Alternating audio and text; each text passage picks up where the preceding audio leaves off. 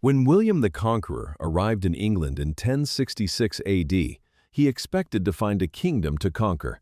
What he found instead was a machine, a country already divided into counties, each run by a royal official answerable to the crown. A national tax system that could raise thousands of kilograms of silver on demand and deliver it, assessed and collected from every corner of the island. A standardized currency controlled by the king, minted at over 70 locations simultaneously. A body of written law sophisticated enough to define the rights of a serf, the terms of a marriage contract, and the precise conditions under which a man of low birth could elevate himself to the nobility. A royal communication system built on written orders, writs, that carried the king's will to every shire in England within days. William kept all of it. He replaced the men at the top, imposed his own language on the court, and built his castles on English soil. But he governed through Anglo-Saxon infrastructure, because nothing he had brought with him came close. None of this is what people picture when they hear the words Anglo-Saxon. They picture mud and mead halls, warriors in the fog, something primitive between Rome and the real history. The truth is almost exactly the opposite. The Anglo-Saxons did not precede English civilization, they invented it. The counties you live in, the parishes your ancestors were baptized in, the legal traditions that still run beneath the surface of English common law. These are not medieval creations, not Norman gifts, not the product of some later, more enlightened age. They are Anglo-Saxon, built across 600 years by people whose names you have never been taught, in a language that became a dialect and then a memory. This is the story of how they built England, and how completely they were erased from it. In 410 AD, the Emperor Honorius sent a letter to the cities of Britain. It told them to look to their own defenses. That was all. No troops were coming. No relief was on its way. After nearly 4 centuries of Roman rule, of roads and governors and tax collectors and legions, Britain was simply released, cut loose, left to manage whatever came next on its own. What followed was not a gradual decline. It was a collapse. Within a generation, the monetary economy had effectively ceased to function. No new coins were circulating after around 407 AD, and without coin, the urban markets that sustained Roman towns had nothing to trade on. The great public buildings of Londinium, Verulamium, Eboracum, they did not burn dramatically. They were simply abandoned. People stopped repairing them. Roofs fell in. Floors silted over. The forums where Roman merchants had conducted business for centuries went quiet, and grass grew over the paving stones. Towns that had held tens of thousands of people emptied out within decades. The roads remained. The Romans built roads that outlasted everything else they left behind, but the world the roads had connected was gone. Into that vacuum, across the North Sea, came the people who would become the Anglo-Saxons. They did not arrive all at once, and they did not arrive as conquerors in the Roman sense. No general with an army, no formal declaration of war. They came the way most migrations come, first in small numbers, along the coasts and river estuaries of the East, men who had perhaps already served as soldiers under Roman administration and knew the land they were settling. Then, in greater numbers, as word spread that Britain was fertile, depopulated in places, and no longer defended by anyone capable of stopping them. The monk Bede, writing 3 centuries later, named 3 peoples: Angles from the district of Angeln, on the peninsula that now straddles the border of Germany and Denmark; Saxons from the coast of what is now Lower Saxony; Jutes from Jutland in modern Denmark. Bede's account was tidy, and the truth was almost certainly messier. Frisians came too, and Franks, and men from a dozen different North Sea communities whose tribal identities blurred together the moment they crossed the water. But the broad picture held.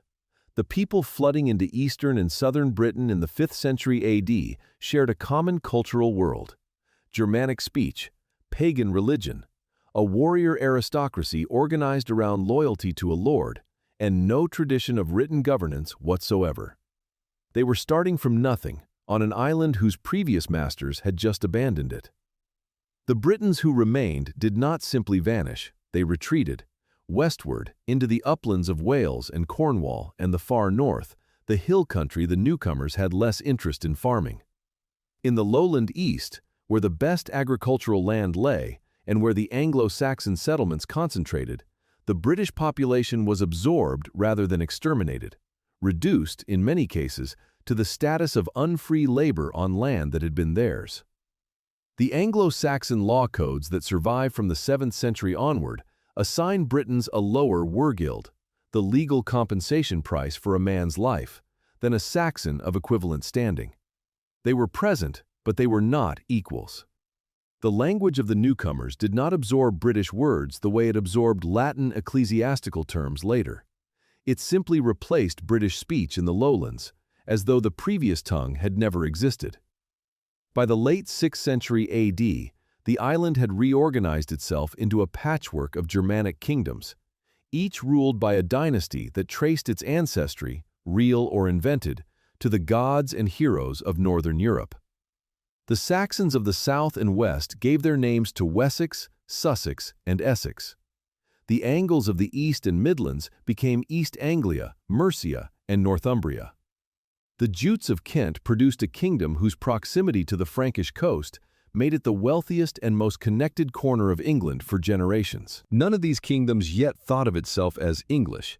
Each was its own world, with its own laws, its own king, its own relationship to the land it had seized and settled.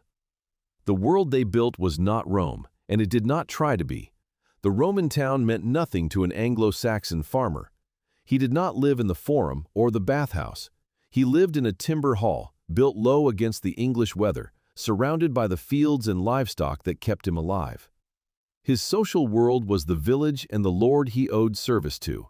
His politics were the king's warband and the obligations that tied every free man to the man above him. The Roman infrastructure persisted, the roads, some of the old boundaries, the faint outlines of Roman field systems, but it persisted the way a skeleton persists inside a living body. The flesh was entirely new. Governance, such as it was, rested on custom and the king's personal authority. There were no writs, no sheriffs, no written law codes in these earliest generations. Only the unwritten customs of the tribe, the judgments of the king's court, the memory of men who could recite the precedents of their fathers. Justice was compensatory. If you injured a man, you paid his kin. If you killed him, you paid a wergild proportional to his rank. The system was not primitive so much as it was entirely oral. It existed in the heads of the men who administered it, and it held communities together through the pressure of mutual obligation rather than the force of written authority. And yet the seed of something more durable was already present. The first written law code in the English language was issued by Æthelred of Kent around 600 AD, the oldest surviving document written in any Germanic vernacular language anywhere in Europe. It was not a sophisticated document by later standards.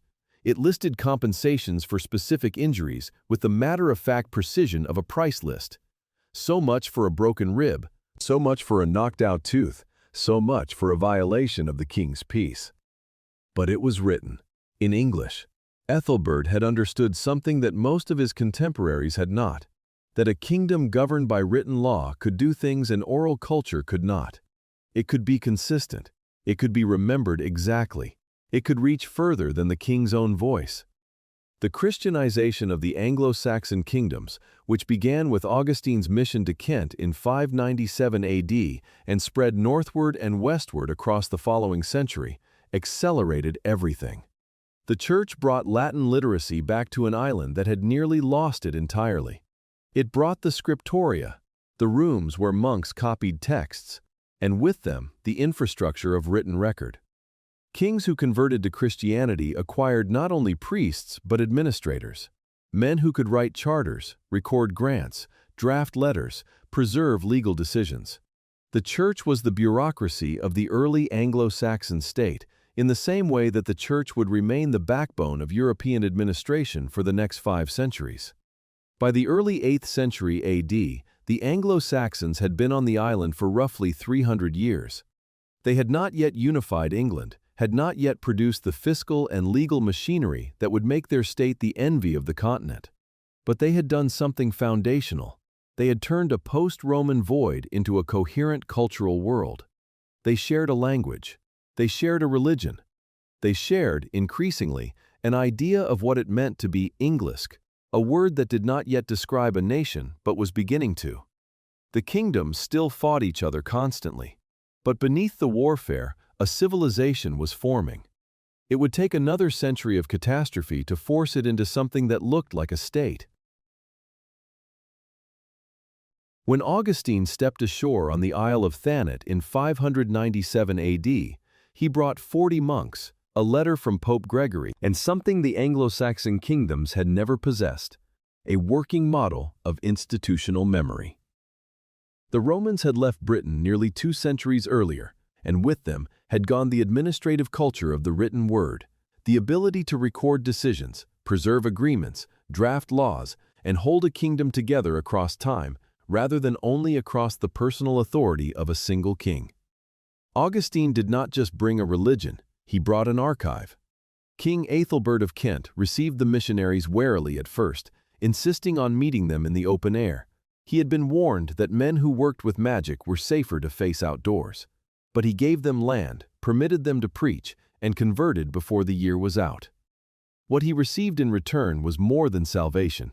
He received a court with literate men in it, men who could write charters that recorded land grants in permanent form, men who could draft a law code that would still be readable 500 years later, which is precisely what happened. Æthelbert's laws, written in Old English around 600 AD, are the oldest surviving document in any Germanic vernacular language, and they exist because Augustine's monks brought to England the technology that made them possible. The monastery was the government office of early Anglo-Saxon England, and it is almost impossible to overstate how much this mattered. Every land grant a king made, every boundary dispute a nobleman settled, every bequest a thane left to his children, if it was to mean anything beyond the lifetime of the men who agreed it had to be written down. And writing happened in the scriptoria, the copying rooms of the monasteries, where monks bent over vellum by lamplight and set the legal memory of the kingdom into permanent form. Without the church, there were no charters. Without charters, there was no way to prove ownership of land across generations. Without that, there was no stable aristocracy, no reliable taxation, no functioning state. The parchment and the quill were not incidental to Anglo-Saxon government, they were its foundation. The bishop's role in the emerging English state went far beyond the spiritual. By the 7th and 8th centuries AD, a bishop was simultaneously the spiritual head of his diocese, the lord of vast estates that had been granted to the church by pious kings and nobles, and a royal administrator of the first order. He co-presided over the shire court alongside the ealdorman, the king's secular representative, hearing cases that ranged from murder to land dispute, from tithe default to matrimonial contract. He attended the Witan, the king's council of great men, and his assent was required for legislation of any significance. He commanded the military resources of his estates when the king summoned the fyrd. A bishop who was not effective as an administrator would have been as useless to an Anglo-Saxon king as a bishop who could not consecrate a church.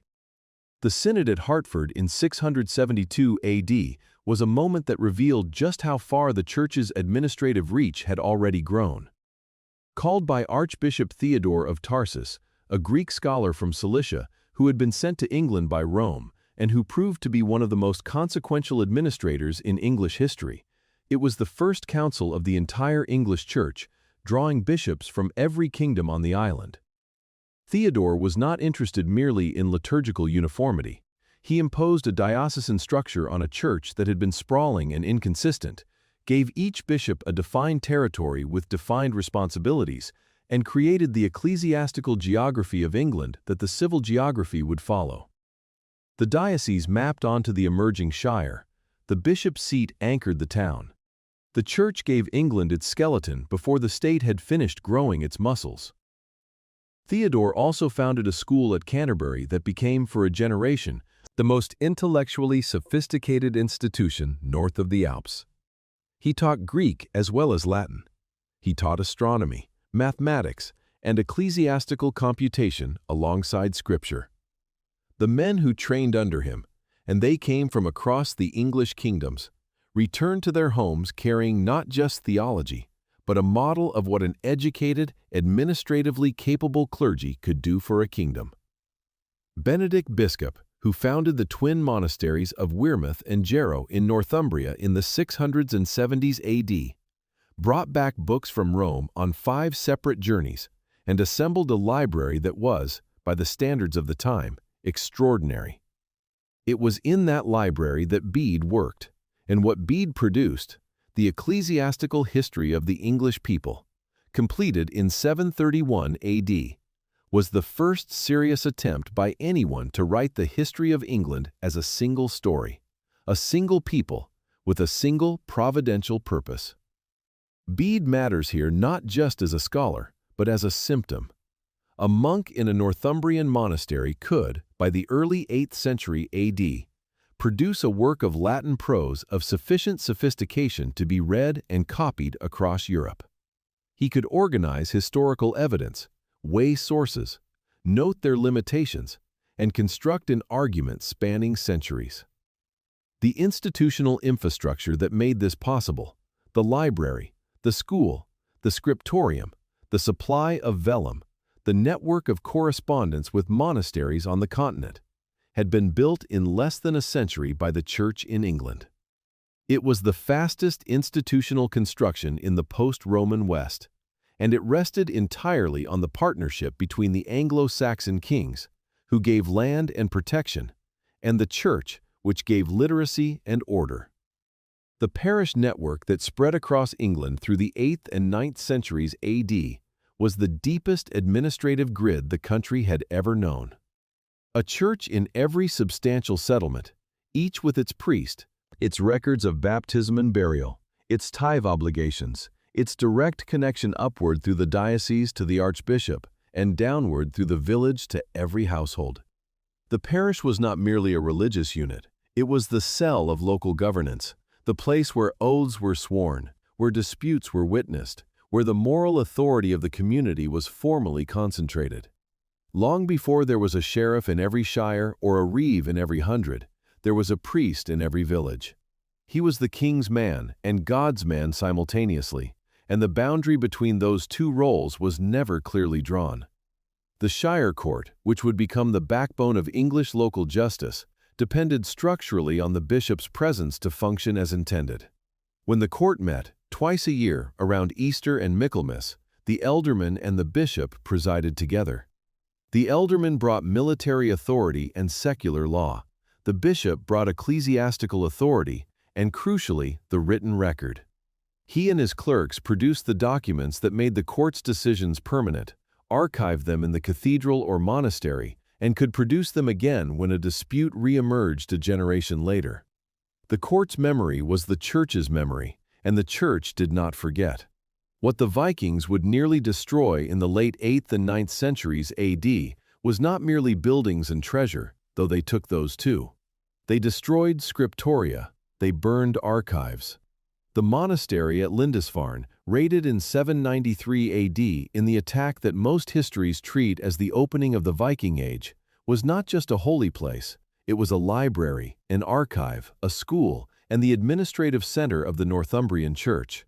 When its monks fled and its books burned, Northumbria lost institutional memory that could not be reconstructed from scratch. It was Alfred of Wessex, surveying the damage a century later, who would say plainly that when he came to the throne, he could not find a single priest south of the Thames who could read a letter in Latin.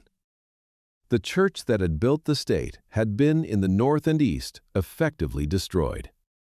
What Alfred did next was, in its way, the most remarkable act of institutional reconstruction in early medieval history. But even in the worst years of the Viking assault, the partnership between church and crown in Wessex held. The monasteries of Winchester and Glastonbury continued to function. Charters continued to be drafted. The shire courts continued to meet. The network of bishops through which the king governed his kingdom remained intact in the south, even as it collapsed in the north. Wessex survived the Viking Age not simply because Alfred was a brilliant general, though he was, but because the administrative apparatus that the church had built there over 2 centuries gave him something to rebuild from. The other kingdoms had that apparatus too. The difference was that in Wessex it had not yet been burned. By the time the Viking crisis was over and the English kingdom was being reassembled under Alfred's successors, the church's role in the state had deepened further rather than contracted. The Benedictine reform of the 960s AD, driven by Archbishop Dunstan of Canterbury, Bishop Æthelwold of Winchester, and Bishop Oswald of Worcester, refounded and reformed the English monasteries on a stricter continental model, dramatically raising the standard of monastic learning and producing a generation of ecclesiastical administrators whose skills would underpin the most sophisticated royal government in 10th century Europe. The Church did not merely serve the Anglo-Saxon state. In the most fundamental sense, it was the Anglo-Saxon state. Its memory, its literacy, its law, and its conscience, embedded in the landscape one parish at a time. Every kingdom needs a way to reach its people. A way to collect what the king is owed, settle what the law requires, and project royal authority beyond the walls of the royal hall into the farms and villages where most people actually lived. The Romans had done it with roads and legions, and a professional civil service. The Anglo-Saxons had none of those things.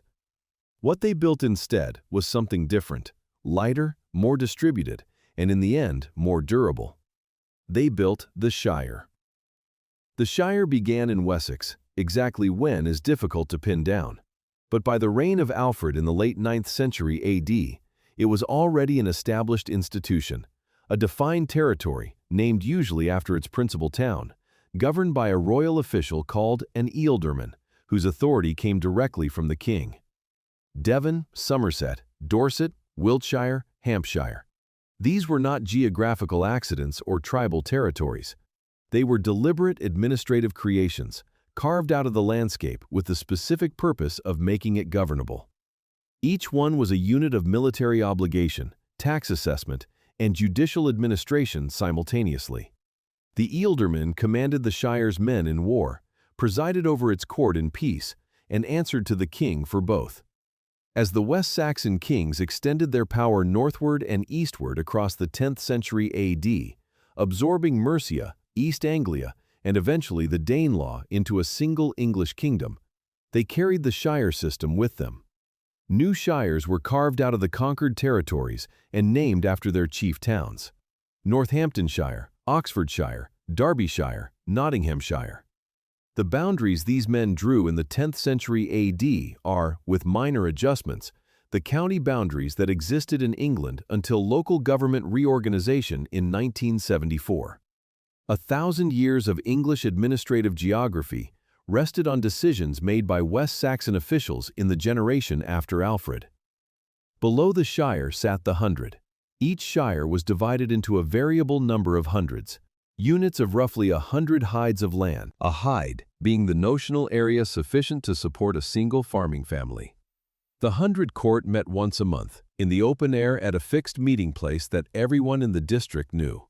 It handled the routine machinery of local justice, land disputes, cattle theft, debt collection, accusations of lesser crimes. It was the court most Anglo-Saxon people actually encountered in their lives, not the king's court, not the shire court, but the monthly gathering of their neighbors under the presidency of a royal reeve, where the law was declared and judgments delivered by the men who sat as suitors, not by a professional judge, but by the community itself. The hundred was also the unit of collective responsibility that held the social order together. Every free man was enrolled in a tithing, a group of 10 households that was collectively answerable for each of its members' conduct. If a man committed a crime and fled, his tithing was fined. If a stranger moved through a district without presenting himself to the local authorities, the hundred was responsible for whatever mischief followed. The system did not require a police force because it made the community itself into one. It embedded accountability into the social fabric at the most local level possible. And it worked, not perfectly and not without friction, but with a consistency and reach that no contemporary European kingdom could match. Above the 100, the Shire Court met twice a year, around Easter and Michaelmas. Presided over jointly by the ealdorman and the bishop, secular and ecclesiastical authority in the same room, it handled the serious business, capital cases, major land disputes, the administration of the king's tax demands, the publication of royal legislation. Every significant landowner in the shire was expected to attend or send a representative. Every village sent its priest, its reeve, and its 4 best men. The court was not a distant instrument of royal power. It was the community of the shire gathered to govern itself under the king's authority, and the distinction matters, because what this produced was not mere obedience, but participation, a habit of collective self-governance that would outlast the Norman conquest and everything the Normans tried to replace it with. The writ was the instrument that made the whole system work at a distance. A writ was a short written order from the king, authenticated by his seal, addressed to the sheriff and bishop of a named shire, announcing a decision or instruction that the local court was required to act on. Written in Old English, not Latin, not French, but the language of the men who would receive it, it was a direct line from the king's hall to the shire court, bypassing the need for the king to be physically present. No other kingdom in early medieval Europe had developed this instrument. The Frankish chancery issued documents. The German imperial court produced elaborate diplomas. But the Anglo-Saxon writ, brief, vernacular, sealed, and addressed to named local officials, was unique in the world at the time. William the Conqueror took it over unchanged. His earliest writs are in Old English. Even the Normans recognized that they had acquired something they could not improve on. The law codes themselves were the written backbone of the system. From Æthelred of Kent around 600 AD through Ina of Wessex, Alfred's Great Compilation, Æthelstan's legislation on coinage and trade, Edgar's codification of the hundred system, and finally the law codes of Cnut in the 11th century, the Anglo-Saxon kings produced a continuous tradition of written legislation in the vernacular that had no parallel in Western Europe. These were not mere lists of penalties. They addressed the conditions under which a slave could purchase freedom. They defined the legal standing of foreign merchants. They specified the exact number of witnesses required to validate a sale of cattle in the hundred court. They set out the obligations of lords toward their men and men toward their lords with a precision that reflected a governing class genuinely concerned with making the system work rather than merely recording that it existed. You were a thane in 10th century AD Worcestershire. You held 5 hides of land from the king, which meant you owed military service when the fyrd was called. You attended the shire court twice a year and the hundred court every month as a matter of obligation, not choice. When a dispute arose over the boundary of your northern field, you took it to the hundred, which appointed a jury of neighbors to walk the boundary and swear to what they knew of it. When your lord died and his estate passed to his heir, the transfer was recorded in writing at the shire court, witnessed by the bishop's representative and archived in the cathedral. Your world was governed by law you could appeal to, courts you could access, and written records that would outlast you. This was not a dark age. This was a functioning legal order of considerable sophistication, and it was entirely the product of men who had built it from nothing in the space of 5 generations. The hide system that underpinned everything deserves attention in its own right, because it was the fiscal foundation on which the whole administrative structure rested. Every piece of land in England was assessed in hides, and that assessment determined what its owner owed the king. Military service, bridge work, fortification maintenance, the trinoda necessitas, the threefold obligation that bound every hide of bookland to the crown. The assessment was not uniform. It reflected negotiation, history, privilege, and local custom. But it was comprehensive, recorded, and enforceable. When Alfred needed to fund the construction of his network of burhs, the fortified towns that formed the defensive backbone of Wessex, he could calculate precisely which settlements owed how many men to garrison each one, because the hide assessments gave him the data. The burgal hidage, the document recording those calculations, survives. It is the earliest evidence of systematic national defense planning in English history. The Normans who arrived in 1066 AD and claimed to be building a new England were, in the administrative reality of daily governance, doing nothing of the kind. They renamed the ealdorman an earl, renamed the shire a county, began writing their writs in Latin rather than Old English, and inserted themselves at the top of a system they neither fully understood nor could have designed. The Doomsday Survey of 1086 AD, celebrated ever since as a monument to Norman administrative ambition, was conducted shire by shire and hundred by hundred, using Anglo-Saxon local juries sworn on Anglo-Saxon precedent, asking Anglo-Saxon questions about Anglo-Saxon land assessments. The Norman commissioners who fanned out across England that year were operating inside an administrative framework they had inherited wholesale, because no framework of comparable sophistication existed anywhere in the world they had come from. They were driving a machine they had not built, in a country they had conquered, but could not, in any meaningful administrative sense, replace. The deeper irony is this: the Anglo-Saxon governing system was so thoroughly embedded in the landscape, in the shire boundaries, the 100 meeting places, the hide assessments, the parish networks, the habits of collective legal participation, that it survived the Norman conquest almost entirely intact. It survived because it was not in the people at the top. It was in the land itself, in the courts that met twice a year and once a month and had always met, in the boundaries that everyone knew because they had walked them before witnesses. You can kill a king. You can replace a governing class. You can suppress a language and burn the books written in it. What you cannot easily do is convince 10,000 local communities to stop meeting in the places they have always met, to stop applying the customs they have always applied, and to forget the obligations that have shaped their lives since before anyone now living was born. The Normans tried in their way. The system persisted anyway. What the Anglo-Saxons had created was not merely a set of institutions. It was a political culture, a shared understanding, embedded across 5 centuries of practice, that governance was a matter of law and custom rather than mere force, that the king's authority required local participation to function, and that the rights of free men were not gifts from above, but conditions of the social order itself. That culture did not die in 1066 AD.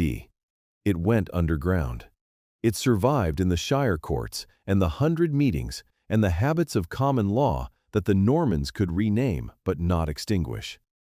And 4 centuries later, when English lawyers began reaching back past the Norman conquest for the precedents that would underpin Magna Carta and eventually Parliament itself, what they found, buried under French vocabulary and feudal theory, was the Anglo-Saxon system, still running, still recognizable, still the foundation of everything. In January 878 AD, the Viking king Guthrum launched a midwinter surprise attack on Chippenham and seized Alfred's royal court. It was the kind of blow from which kingdoms did not recover. 3 of the 4 great Anglo-Saxon realms had already fallen to the Danish Great Heathen Army: East Anglia in 869 AD, Northumbria the same year, Mercia in 874 AD. Wessex was the last one standing, and now its king had fled into a marsh. Alfred took refuge at Athelney, in the Somerset levels, waterlogged ground that the Danish cavalry could not easily cross, a landscape of reed and fog and ice in winter, offering concealment rather than comfort. He was there for months. The Chronicle records that he lived on what could be taken by raiding from the Danes and the Saxons alike. The man who would later translate the Consolation of Philosophy into English and build the first English navy was, in the winter of 878 AD, a fugitive king with a handful of followers, hiding in a swamp, trying to hold together the last fragment of an Anglo-Saxon England that was otherwise nearly gone. He came back. In May 878 AD, Alfred rode out of Athelney, rallied the men of Somerset, Wiltshire, and part of Hampshire at Egbert's Stone, and within 2 days had brought the Danish army to battle at Edington in Wiltshire. The fight was decisive, Guthrum's forces broke and fled to their fortress at Chippenham, where Alfred besieged them for 14 days until they surrendered. 3 weeks later, Guthrum stood at the font in the church at Aller in Somerset and was baptized, with Alfred as his godfather. It was a moment of extraordinary political theater, and it was the beginning of the only serious attempt in early medieval history to govern a shared territory of Christians and pagans by mutual law. The Treaty of Wedmore, and later the more formal Treaty of Alfred and Guthrum, divided England between the two kings. Wessex and the Western Midlands to Alfred, the Danelaw of the North and East to Guthrum, and set out the terms under which Danes and Saxons would coexist under law. The wergild of a Danish freeman was set equal to that of an English thane. Trade between the two peoples was regulated. The treaty was written in Old English and survives to this day. What it reveals is not a king celebrating victory, but a king already thinking past victory, already asking how the peace would be administered, what obligations it would create, what institutions would be needed to make it hold across years and decades, rather than just the length of Guthrum's lifetime. That instinct, the instinct to think institutionally, to translate military outcomes into durable administrative structures, was the defining characteristic of Alfred's reign, and the quality that separated him from almost every other early medieval king. He was not content to have won. He understood that a kingdom defended only by military force would always be vulnerable to the next army that arrived with sufficient numbers and the advantage of surprise. What he wanted to build was a kingdom that could not be taken by surprise, one that had garrison towns at every strategic point, a standing army that could respond without being mobilized from scratch, a literate clergy that could administer royal decisions faster than a messenger could ride, and a population that understood its obligations well enough to fulfill them without constant personal supervision from the king. The burr system was the military expression of that vision.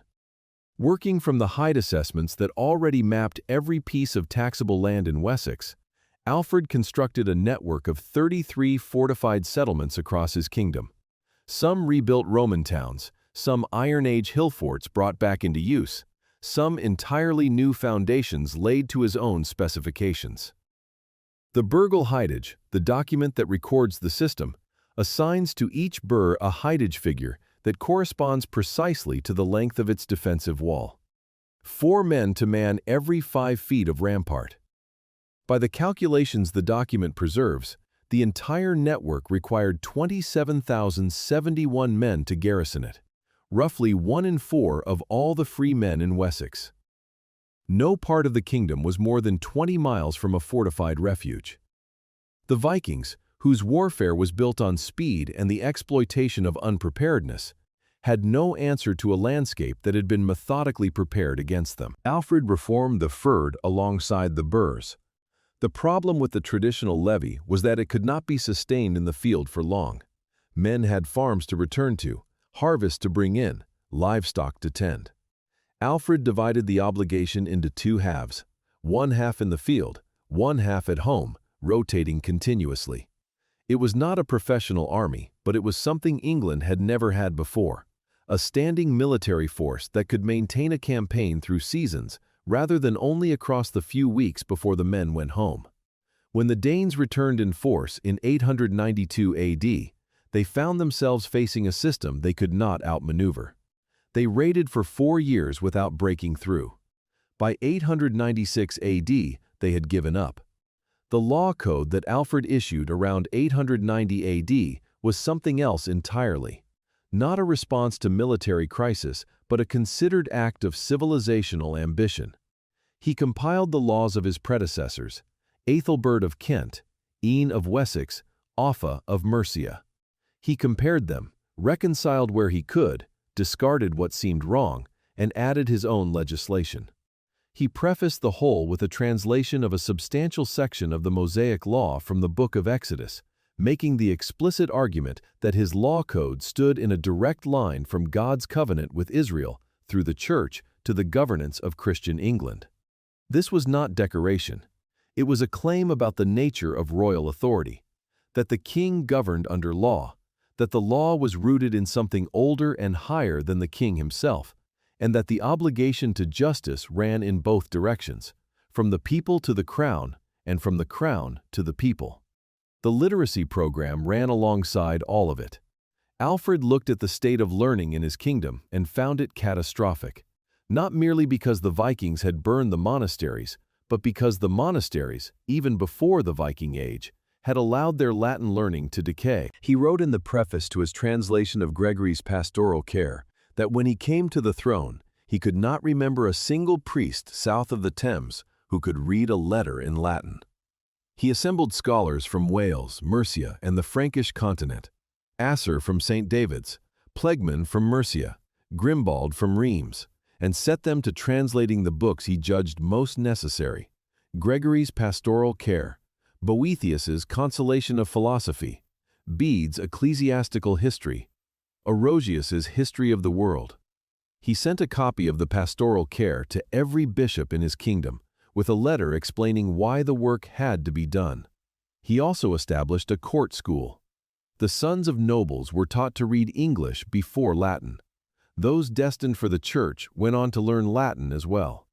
For the first time in England since the Roman departure, education was being treated not as the private project of individual monasteries, but as a matter of royal policy, something the state had a direct interest in promoting, because a kingdom whose officers could read was a better governed kingdom. Alfred understood, with a clarity that would not be common again until the Reformation, that literacy and power were not separate concerns. The men who could read the king's writs and write back were the same men who could collect his taxes, administer his courts, and build his fortresses on schedule. What Alfred produced in the last 2 decades of his reign was a synthesis that had never existed in England before, and would not exist in comparable form anywhere else in Europe for another century. Military reform, fiscal administration, legal codification, vernacular literacy, royal propaganda through the Anglo-Saxon Chronicle, and a foreign policy that projected Wessex as the defender of all the English. All of it deliberately designed, all of it connected, all of it serving the single underlying purpose of building a state that could govern itself and defend itself without depending on the personal genius of any single man to hold it together. That was the lesson the Viking catastrophe had taught him. A kingdom was only as secure as its institutions. Alfred died in 899 AD, aged around 50. He had not unified England. That was the work of his children and grandchildren. But he had done something in some ways harder. He had built the model. The shire system, the burr network, the standing fyrd, the literate royal administration, the vernacular legal tradition, the principle that a king governed under law, all of it was in place when he died.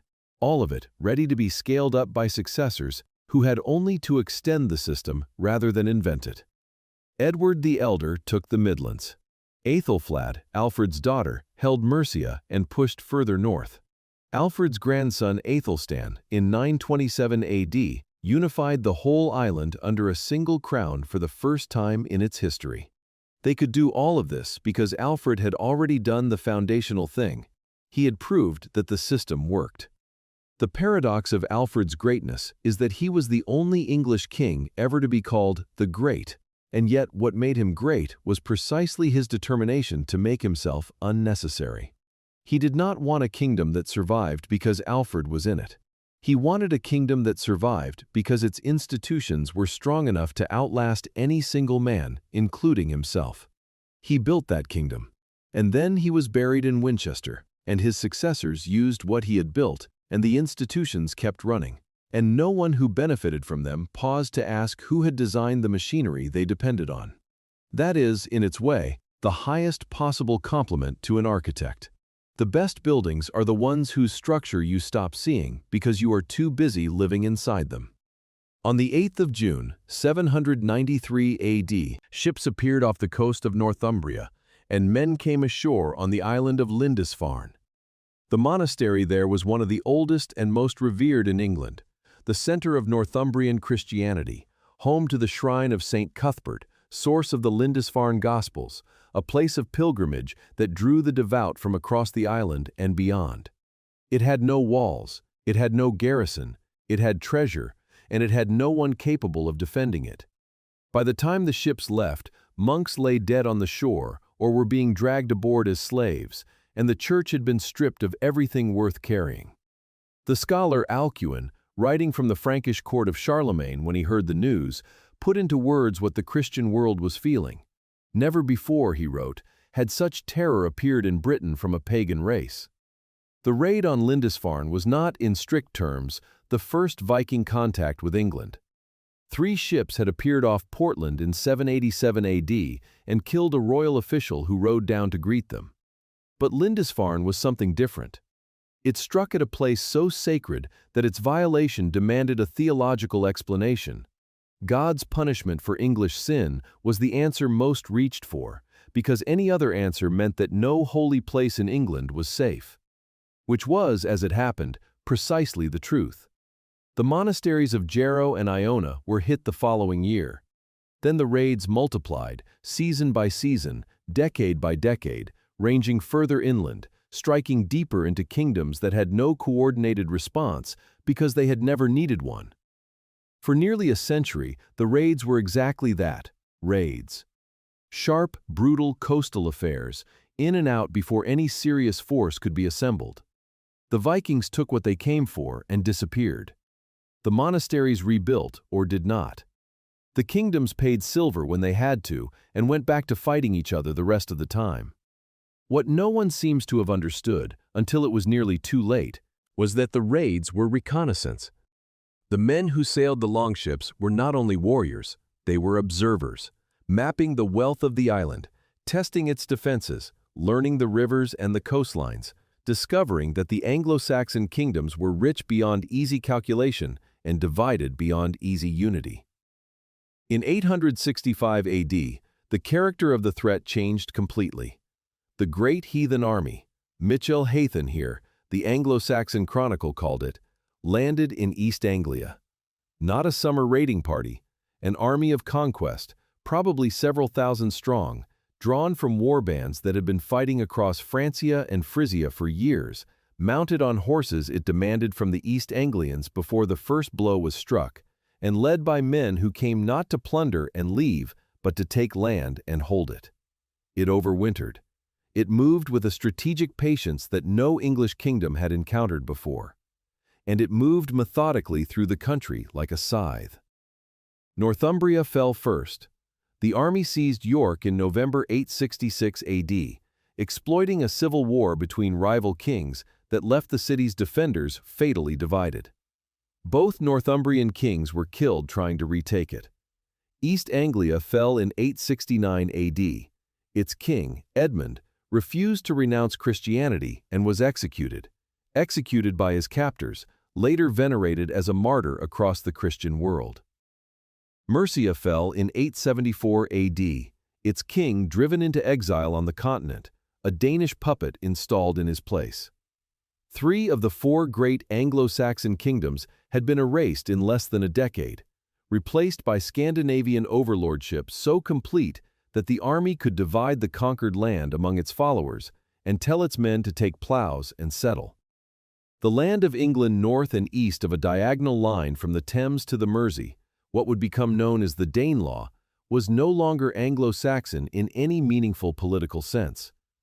Wessex alone held out. It was not obvious that it would. Alfred paid the army to go away in 871 AD, the same year he became king, buying time with silver while he worked out what to do with it. The army came back regardless. By January 878 AD, Alfred was in a marsh with his kingdom gone and his options nearly exhausted. What saved Wessex in the end was not simply Alfred's military genius, though that was real. It was geography. The Somerset levels and the terrain of Wiltshire and Hampshire were harder country for a mounted army than the flat Midlands. And it was also the fact that Wessex, alone among the English kingdoms, had enough institutional depth to survive a crisis that would have permanently dissolved a less coherent polity. The shires still had their ealdormen. The church still had its bishops. The tax system still had its assessments. The kingdom had structure that could be reactivated once the immediate military emergency passed. The Danelaw that emerged from the settlement was not a replacement of Anglo-Saxon England. It was a layer placed on top of it. The Danes took the land, but they governed it through the existing administrative structures because nothing better was available. The 100 courts continued to function, now called wapentakes in the Danish settled north. The word was different, the institution was the same. The Scandinavian settlers adopted the hide as their unit of land assessment, used the shire boundaries that were already in place, and minted coins on the Alfredian model within a generation. The Danes were conquerors who could not be bothered to invent a new system from scratch because the one they had inherited was perfectly serviceable. This is, in its quiet way, one of the strongest possible endorsements of how well the Anglo-Saxon administrative system had been built. The Danish settlement also did something the Anglo-Saxons had never managed on their own. It created the preconditions for a unified English kingdom.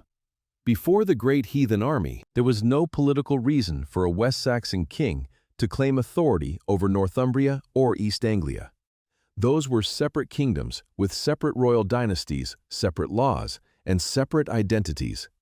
After the conquest, they were something else. Territories emptied of their native ruling classes, governed by Viking overlords, and populated by a mixture of Scandinavian settlers and surviving English who had nowhere else to turn. When Alfred's son Edward and his daughter Æthelred of Mercia began pushing northward in the early 10th century AD, they were not conquering the kingdoms of their ancestors.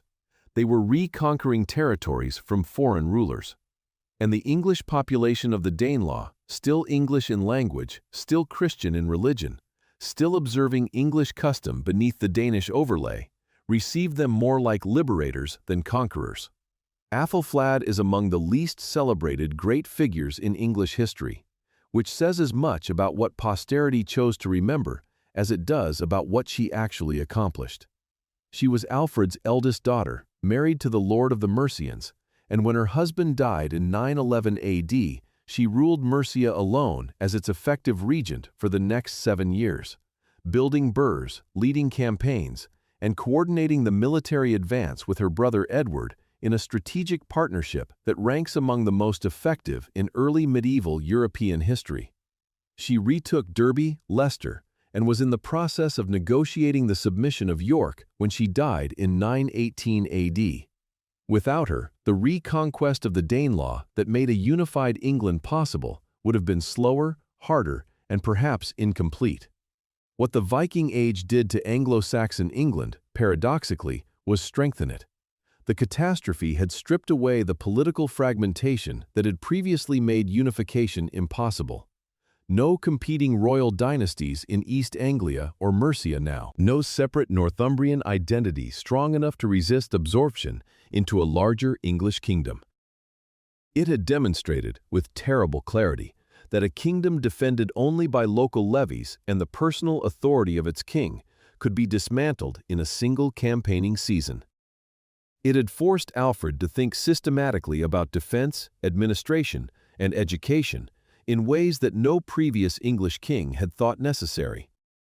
And it had given the West Saxon dynasty, alone among the old royal houses, the moral authority that came from having survived when everyone else had not. The place names of England north of the Trent still carry the memory of the settlement. Grimsby, Derby, Whitby, Selby. The suffix "by" is Old Norse for a settlement or farm. Thorpe, Thwaite, Toft, all Norse terms for particular kinds of landscape or habitation, embedded in the map of England because the men who settled there named what they found in the language they brought with them. The Danelaw did not replace Anglo-Saxon England. It layered itself over it, and the two cultures, not so different in their material lives, their farming methods, their concepts of honor and obligation, gradually merged into something that was neither purely English nor purely Scandinavian, but unmistakably both. The language that emerged from that fusion, absorbing hundreds of Norse words into the Old English base, was already halfway to the tongue that Chaucer would write in 3 centuries later. The Viking Age ended not with a conquest, but with a coronation. In 927 AD, at Amont Bridge near Penrith, the kings of Scotland, Strathclyde, and the Welsh kingdoms assembled to submit to Alfred's grandson, Æthelstan. He was the first man in history to hold the title Rex Anglorum, King of the English. Not King of the West Saxons, not King of the Mercians or the Northumbrians, but King of the English as a single people.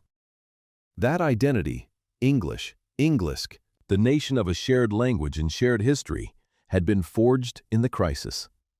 The Viking catastrophe had made it necessary to be English in a way it had never been necessary before, because the alternative to being English together was being Danish separately.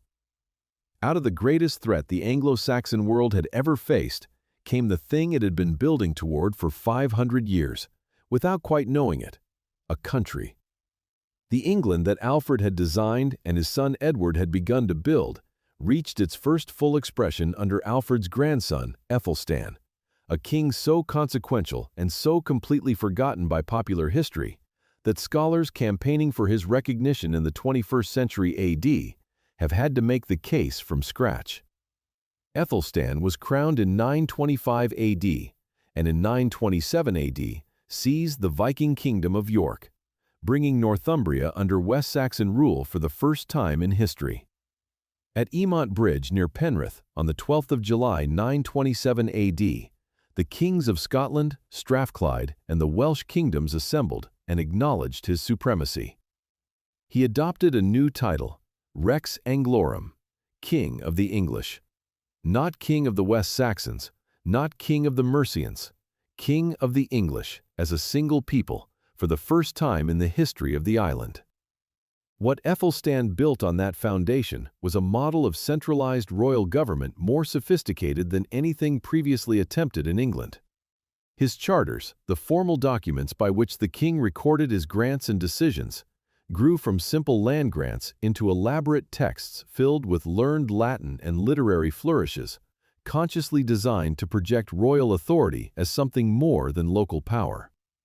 He centralized the production of these documents under a principal royal scribe who traveled with the court, ensuring consistency across the entire kingdom. He convened great assemblies that brought together hundreds of nobles from every part of England.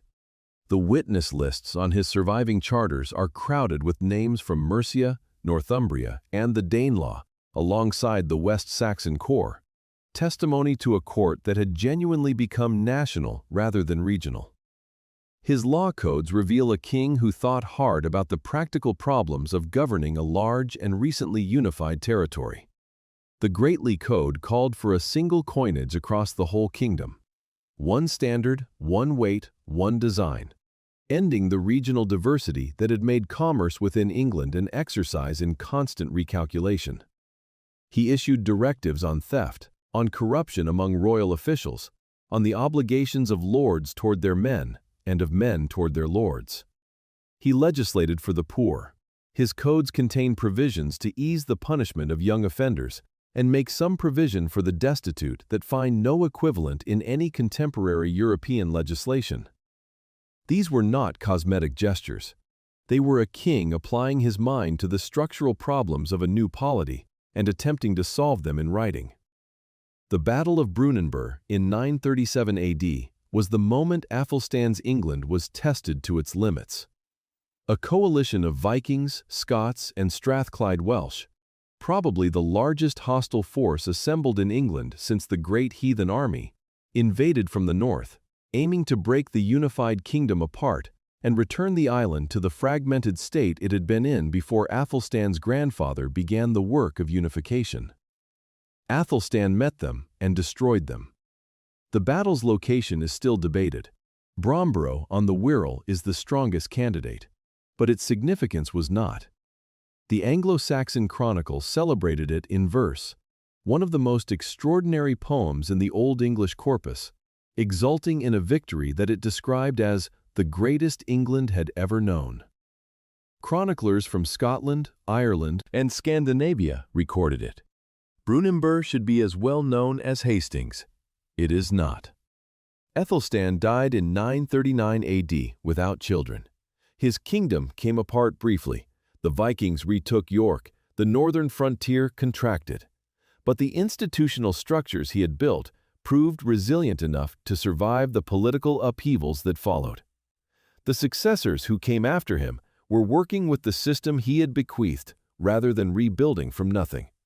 And when that system reached its full maturity, it did so under a king whose name is as forgotten as Æthelstan's, Edgar, who reigned from 959 AD to 975 AD, and whom historians have subsequently called Edgar the Peaceful, because he was the only English king of the entire 10th century who never had to fight a major war on English soil.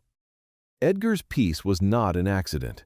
It was the product of exactly the kind of institutional depth that Alfred had designed and Æthelstan had begun to construct. A kingdom so clearly organized, so well administered, and so capable of projecting royal authority into its furthest corners that the usual temptations to rebellion and raid were simply less rewarding than they had been before. The reconquest of the Danelaw was complete. The Scandinavian population of the north had been integrated into the English administrative system, their wapentakes functioning alongside the southern hundreds, their thanes attending the same assemblies, their mints striking the same coins. England was not merely one kingdom. It was becoming, for the first time, one country. The Benedictine reform that Edgar sponsored with Dunstan, Ethelwald, and Oswald was the ecclesiastical expression of that ambition. All three men were simultaneously religious reformers and royal administrators of extraordinary ability. Ethelwald, as Bishop of Winchester, rebuilt the monasteries of Wessex on the strictest continental model, expelled secular clergy whose lives he judged insufficiently disciplined, and produced from his Winchester scriptorium a school of manuscript illumination whose quality would not be surpassed in England for centuries. Dunstan, as Archbishop of Canterbury, reorganized the Church's relationship with royal authority, devising the coronation ceremony that would be used at Bath in 973 AD, a ceremony designed by Dunstan that, with minor modifications, remains the basis of every British coronation to this day. The Regularis Concordia, the monastic agreement issued around 970 AD, standardized the liturgy, daily routines, and observances of every Benedictine monastery in England. It was, in effect, a royal decree applied to the interior life of the Church, an assertion that the king's authority extended not merely to the administration of estates and the conduct of courts, but to the spiritual order of the institutions that underpinned his entire government. No other kingdom in 10th century Europe had produced anything quite like it. France was fragmenting into competing feudal principalities. Germany was convulsed by the politics of imperial succession. England under Edgar was, in comparative terms, a model of institutional coherence, a fact that contemporary observers on the continent noted with something approaching bewilderment. Edgar's coinage reform was his most lasting technical achievement and one of the most remarkable feats of economic organization in early medieval Europe. Before Edgar, English coinage was still inconsistent in weight and quality, varying by region despite Æthelstan's earlier standardization efforts. Edgar created a truly national monetary system, a single coin type, uniform in weight and silver content, struck at mints distributed so comprehensively across the kingdom that no town was more than 30 miles from the nearest royal mint. The system required periodic recoinage. Every 6 years, the old coins were called in and new ones issued at a slight profit to the crown, which kept the currency fresh, the quality consistent, and the king's image and title circulating continuously through every market in England. When the Danegeld was levied in 991 AD, the silver it raised flowed through this system. The £10,000 that paid off Olaf Tryggvason was not merely available, it was countable, accessible, and collectible, because Edgar had built the fiscal infrastructure that made collection at scale possible. The coronation at Bath in 973 AD was deliberately staged as the culmination rather than the beginning of Edgar's reign. He was nearly 30, had been king for 14 years, and chose this moment as a declaration that the work was done, that the kingdom was complete. Immediately afterwards, at Chester, he received the submission of 6 kings of Britain, who rowed him on the River Dee in a ceremony of theatrical subordination. The Chronicle recorded the event with visible pride. Edgar sat at the steering oar while the client kings pulled at the oars around him, a piece of political theater so perfectly conceived that it has never quite been forgotten, even when everything else about Edgar's reign has been. He was not just the King of England. He was, in the political language of the time, the Lord of all Britain. The literary culture that flourished under the Benedictine reform deserves its own attention, because it was the fullest realization of what Alfred had intended when he launched his vernacular literacy program a century earlier. The Winchester School of Æthelred produced not only illuminated manuscripts of extraordinary beauty, but a body of Old English prose, homilies, saints' lives, biblical translations, theological commentary, that represented the most sophisticated vernacular literary culture anywhere in Europe.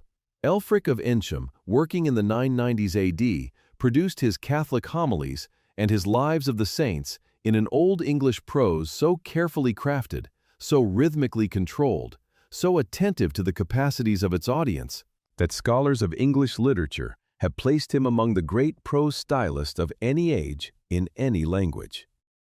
He was writing in English because the tradition Alfred had founded made it possible, natural, and honorable to do so. The 10th century state at its apex, under Æthelstan, under Edmund, under Edgar, was the answer to the question this account posed. This is what was being attacked when the Vikings came, nearly destroyed, and then rebuilt. Not a collection of mud huts and mead halls, but a kingdom with a standardized national currency, a functioning tax system capable of raising millions of silver pennies on demand, a written legal tradition in the vernacular with no continental parallel, a church that was simultaneously the state's administrative backbone and the custodian of the most sophisticated literary culture north of the Alps, and a system of local government embedded so deeply in the landscape that it would survive conquest, foreign rule, and 5 centuries of subsequent political upheaval essentially intact. England, at the end of the 10th century AD, was not a primitive society on the verge of real history. It was one of the most administratively capable states in Europe. What came next was not progress. It was catastrophe. The catastrophe, like the first one, came from the sea. In 991 AD, the English crown needed to raise 10,000 pounds of silver. Not over years, not through loans or the sale of royal estates or the goodwill of powerful nobles who might choose to contribute. Through a levy, assessed, collected, and delivered within a defined time frame from every corner of the kingdom down to the smallest village in the most distant shire. The silver came. It was paid out to the Viking fleet under Olaf Tryggvason, who had just defeated an English army at the Battle of Malden in Essex, and the payment bought a period of peace. None of that is remarkable when described as policy. What is remarkable, what has no continental parallel at the time, is the machinery that made it possible. By 991 AD, England had a national land tax, a national currency, a network of royal mints spread across the entire kingdom, and a system of local administration capable of converting that tax into standardized coin and delivering it to the crown. No other kingdom in Western Europe had all 4 of those things simultaneously. Most had none of them. The foundation of everything was the hide. A hide was not a precise area of land. Its physical size varied enormously across regions, from perhaps 40 acres in some parts of Wessex to 120 in the eastern shires. What the hide was, consistently and inescapably, was a unit of fiscal assessment, a notional measure of productive land, fixed in records that predated the Norman conquest by centuries, that told a king's officials exactly what a given estate owed for military service, for fortification work, for bridge maintenance, and for taxation. The tribal hidage, a document probably dating from the 7th or 8th century AD, had already mapped the hidage of the whole of England south of the Humber. By the time Æthelred needed to raise his 991 AD payment, his officials did not need to measure or survey. They consulted existing records, calculated a rate per hide, and told the sheriffs what each shire owed. England already knew what it was worth, down to the last hide. The mechanism of collection ran through the chain of institutions described earlier, from the king's writ to the sheriff, from the sheriff to the hundred court, from the hundred court to the individual landholder. Each step in the chain had a defined obligation and a defined penalty for failure. The system was not frictionless. There were evasions, exemptions, local disputes over assessment, and the perennial problem of sheriffs who kept more of what they collected than the crown intended. But it functioned. The Herregeld of 1012 AD, the annual army tax that Æthelred introduced to pay for a standing mercenary force, was the first nationally collected tax in Western Europe since the collapse of the Roman Empire. Not an emergency levy, not a feudal gift. A regular, assessed, nationally administered tax, collected every year from every hide in England, through a bureaucratic chain that ran from Winchester to the furthest farm in Northumbria. Historians have measured its efficiency against later medieval taxation systems and found it superior. The coinage that this tax machine produced and circulated was equally without parallel. The history of English money in the Anglo-Saxon period is the history of a state learning, over 3 centuries, to turn a medium of exchange into an instrument of royal power. Offa of Mercia introduced the silver penny in the late 8th century AD, heavier, cleaner, and more consistent than anything previously minted in England, establishing the basic unit of currency that would remain the foundation of the English monetary system for the next 500 years. Alfred expanded the network of mints to at least 8, to ensure he had sufficient coin to pay his soldiers and garrison his burghs. Æthelstan called for a single coinage across the whole kingdom in his Greatly Code of the 920s AD. And Edgar, in the reforms of the 970s AD, created the most sophisticated royal monetary system in early medieval Europe. Edgar's reform worked through compulsory recoinage. Every 6 years, the existing coin type was withdrawn from circulation and a new type issued. Moneyers, the licensed craftsmen who struck coins under royal authority at each mint, had to travel to a designated center to purchase new dies, paying the crown for the privilege. Old coins were brought to the mints, melted down, and restruck at a slight profit to the king. The weight of silver returned to the holder was marginally less than the weight brought in, the difference accruing to the crown. It was an elegant system. It kept the currency fresh and consistent. It generated regular royal income without the political friction of direct taxation. And it meant that the king's image and title circulated continuously through every market transaction in England. Every time a farmer paid for grain or a merchant settled a debt, the king was present in the transaction, stamped in silver. Around 70 mints were active across England during the late Anglo-Saxon period, distributed not randomly but strategically, at major towns, at burghs, at market centers, at the nodes of the trading network. Even in Harold II's 9-month reign in 1066 AD, coins were struck with a new design at 48 mints across the kingdom, testimony to how thoroughly the monetary infrastructure had been embedded in the landscape.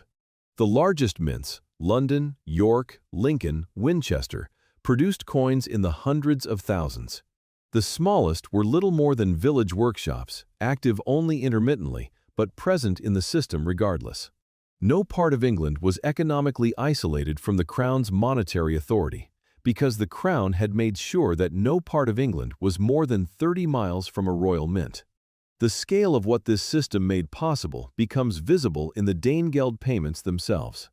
Between 991 AD and 1018 AD, England paid out silver in amounts that stagger the modern mind. £10,000 in 991 AD, 16,000 in 994 AD, 24,000 in 1002 AD, 36,000 in 1007 AD, 48,000 in 1012 AD, and a final payment of £82,500, nearly 31,000 kilograms of silver, when Cnut paid off his invasion fleet in 1018 AD. The total across those years ran to something over £137,000 of silver, or approximately 60 million individual pennies. 60 million pennies struck, circulated, collected, and paid out through the administrative and monetary machinery of the Anglo-Saxon state. The Scandinavian economy of the early 11th century AD was transformed by this flow of silver. Far more English coins of this period have been found in Scandinavia than in England, because the English coins went north as tribute and stayed there. The wealth that financed the Viking Age's final decades was, in large part, minted in England. The paradox embedded in those numbers is sharp. The fiscal machine that enabled England to pay the Danegeld was the same machine that, in any rational analysis, should have made the Danegeld unnecessary. A kingdom capable of raising 48,000 pounds of silver in a single levy should, one might think, have been capable of funding the army that made the payment unnecessary. The reasons it did not are complicated, involving the political failures of Æthelred's court and the military effectiveness of the Danish armies, rather than any deficiency in the fiscal system itself. But the point stands. The machinery worked. The failure was political, not administrative. And when Cnut took the throne in 1016 AD and needed to govern a kingdom he had just conquered, he did not replace the fiscal system. He used it. Every assessment, every hide, every sheriff's obligation survived the conquest unchanged, because no Danish king had anything to replace it with. The continental comparison illuminates what England had built by negative example. In France at this period, Carolingian central authority had fragmented so completely that by the early 11th century AD, most taxation was local, collected by whoever held local military power, accountable to no one above them, with no national assessment and no standardized coin. The Capetian kings who ruled France in name had direct authority only over a small region around Paris and Orleans. They could not have raised 10,000 pounds of silver on a national assessment because there was no national assessment to raise it on. In Germany, the Ottonian and later Salian emperors maintained a more centralized authority. But their fiscal system depended heavily on royal estates and church revenues, rather than a general land tax. Neither had anything resembling England's combination of hide assessment, national coinage, and administrative chain from crown to hundred court. The Domesday Survey of 1086 AD, ordered by William the Conqueror 20 years after the conquest, is the most eloquent possible testimony to what the Anglo-Saxons had built. William needed to know what England was worth, what could be taxed, at what rate, assessed against what standard.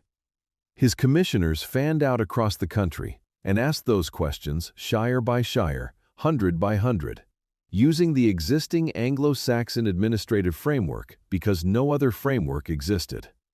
The hide assessments they recorded had been made before the conquest. The shire and hundred boundaries they followed had been drawn before the conquest.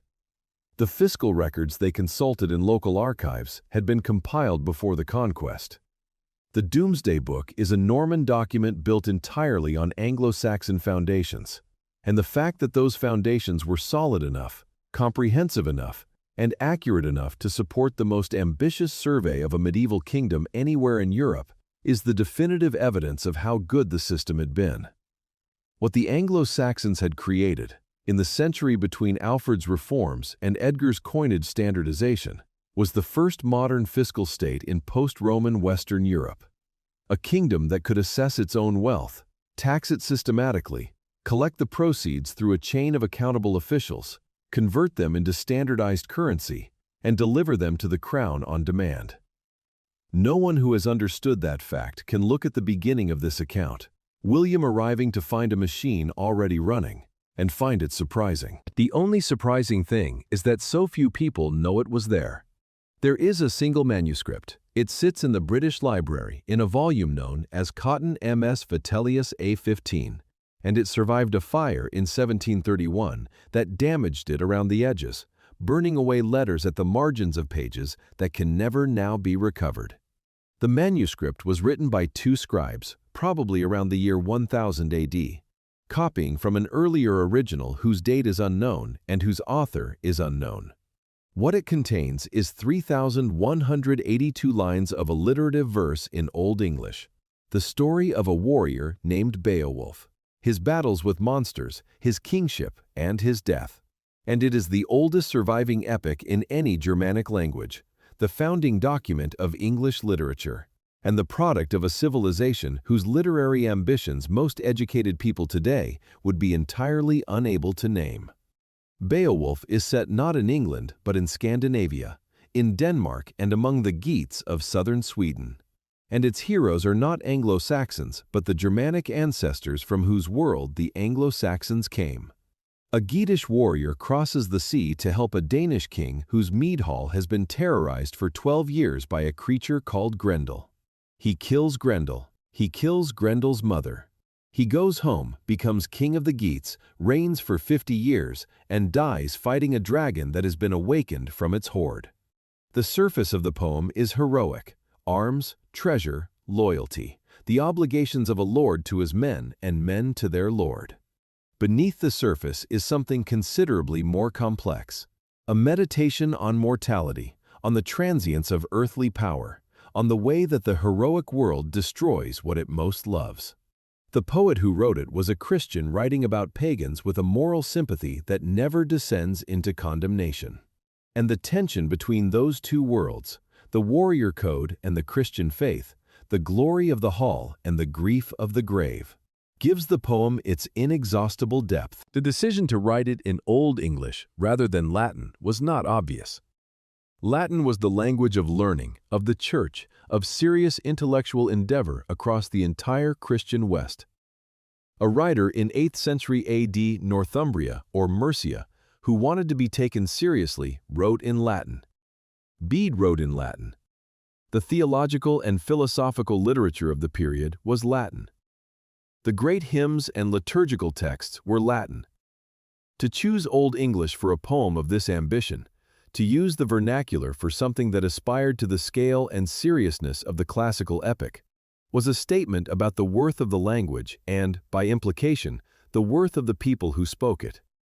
The Beowulf poet believed that Old English could do what Latin could do. That belief was the precondition for everything that followed. It was not a belief he held alone. Cadman, the 7th century AD Northumbrian cowherd, who according to Bede received his gift of song in a dream, composed the first surviving poem in the English language, Cadman's hymn, 9 lines of alliterative verse in praise of God's creation, preserved in Bede's ecclesiastical history. The Dream of the Rood, probably composed in the 8th century AD and preserved in a manuscript found in Vercelli in northern Italy, where it had probably been left by an Anglo-Saxon pilgrim, told the story of the crucifixion from the perspective of the cross itself, the wood that had been forced to bear the weight of Christ, soldier and Lord, suffering and enduring. It fused the Christian theology of the Passion with the Old English heroic vocabulary of loyalty and sacrifice in a way that no Latin text could have achieved, because the emotional resonance depended entirely on what Old English expected of a warrior and what a warrior expected of his lord. It was a poem that could only have been written in English. The Anglo-Saxon Chronicle that Alfred commissioned around 891 AD was a different kind of literary act. It was not poetry, but prose, a year-by-year record of English history, beginning with Julius Caesar's invasions of Britain and continuing forward to Alfred's own reign, distributed in multiple copies to monasteries across the kingdom, where different versions were separately maintained and updated for over 2 centuries after Alfred's death. It was the first extended work of historical prose in any Germanic vernacular language anywhere in Europe. Nothing comparable existed in French, in German, in the Scandinavian tongues. England was, in the late 9th century AD, the only country in Europe whose history was being written down in its own language, continuously, by multiple scribes, in a form accessible to anyone who could read English, rather than only to those trained in Latin. The Chronicle was an act of national self-consciousness, a declaration that this people had a history worth recording and a language worth recording it in. The Exeter Book, compiled around 970 AD and donated to Exeter Cathedral by Bishop Leofric in the 11th century, is the largest surviving collection of Old English poetry.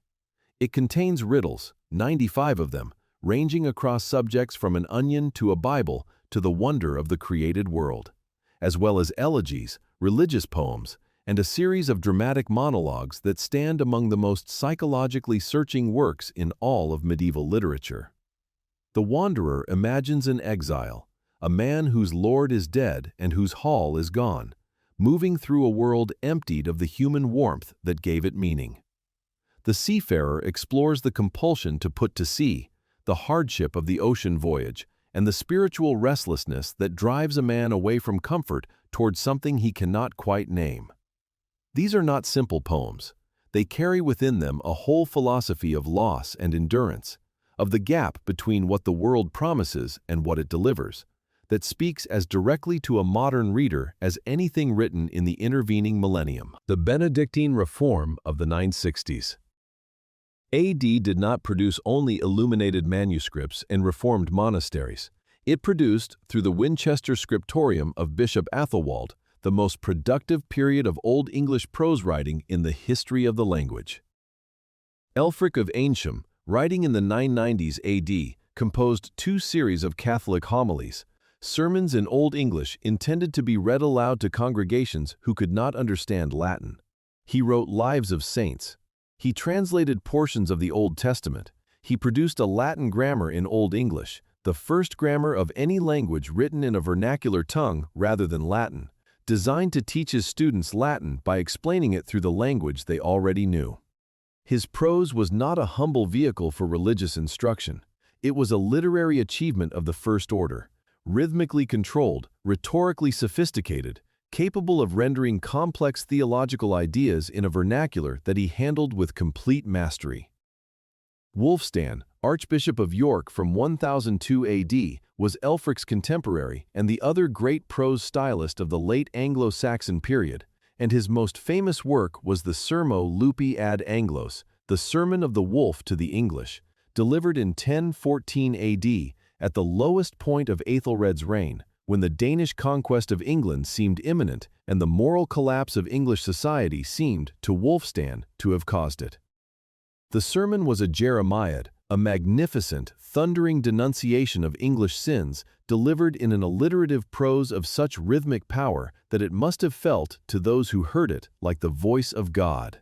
It blamed the English for their own catastrophe, the slavery, the cowardice, the treachery, the dissolution of the bonds of loyalty and law that had once held the kingdom together. It was a political analysis dressed as a sermon, and it was written in the finest vernacular prose of its age. What these works collectively represent is not merely a body of literature, but a civilizational choice. The choice, made consciously and repeatedly over 3 centuries, to think in English. Not to think in Latin and then translate, to think first in the vernacular, to find the forms and rhythms and metaphors that the vernacular made possible, and to trust that what could be thought in English was worth thinking seriously. No other European vernacular made that choice as early or as consistently as Old English. French literature of comparable sophistication would not appear until the 12th century AD. German vernacular prose of comparable quality did not emerge until the 13th century AD. The English were writing Beowulf and the Dream of the Rood, while their continental contemporaries were still conducting all serious literary and intellectual business exclusively in Latin. And then it stopped. Not because the tradition died from within. Ælfric was still writing, the chronicle was still being maintained, the manuscripts were still being copied. But because in 1066 AD, the class of people who had commissioned, read, and written Old English was replaced, almost entirely, within a generation, by people who spoke French. The Norman nobles who received English estates after the conquest did not want Old English sermons.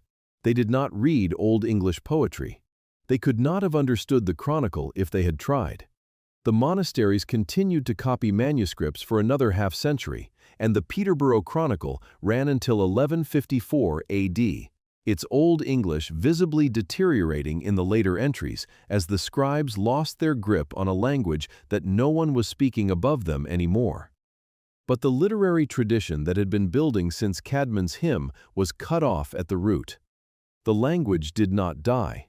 It went underground, into the speech of ordinary people, changing over the following 2 centuries into the Middle English that Chaucer would inherit. But as a literary language, as the vehicle of conscious art and serious thought, Old English effectively ended in 1066 AD.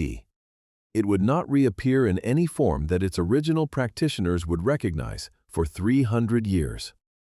The manuscript of Beowulf sat on a shelf somewhere, in what library is unknown, for 5 centuries after the conquest, unread and unknown, its vellum gradually drying, the fire damage of 1731 still in the future. The poem about loyalty and loss and the transience of earthly glory was preserved by the same instinct for institutional memory that had preserved the law codes and the charters and the Hyde assessments. Monks copying what was there because copying was what monks did, not because anyone was reading it or would read it. When it finally came to light in the 18th century and was properly studied in the 19th, the scholars who encountered it were confronted with something they had not expected: a civilization with a literature. Not a primitive prehistory, a literature. One that had been there all along, waiting in the dark of a damaged manuscript for someone to look. Edgar the Peaceful died in 975 AD. He was 31 years old. He left behind the most sophisticated royal government in England's history, a unified kingdom at the height of its administrative and cultural ambitions, and a succession dispute that would consume the next 40 years and eventually deliver England to a Danish king.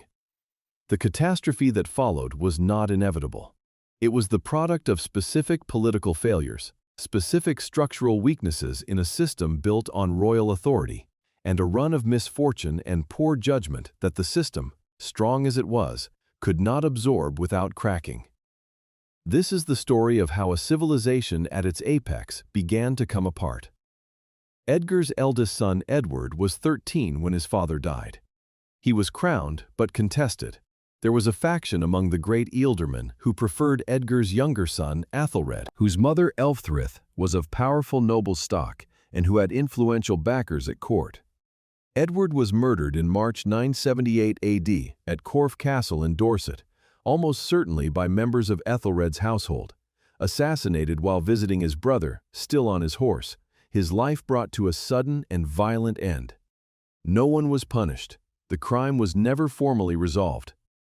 Edward was eventually venerated as a martyr, his body translated to Shaftesbury with great ceremony, and the unease of his murder followed Æthelred onto the throne like a shadow he could never quite outrun. He was 9 years old when he became king.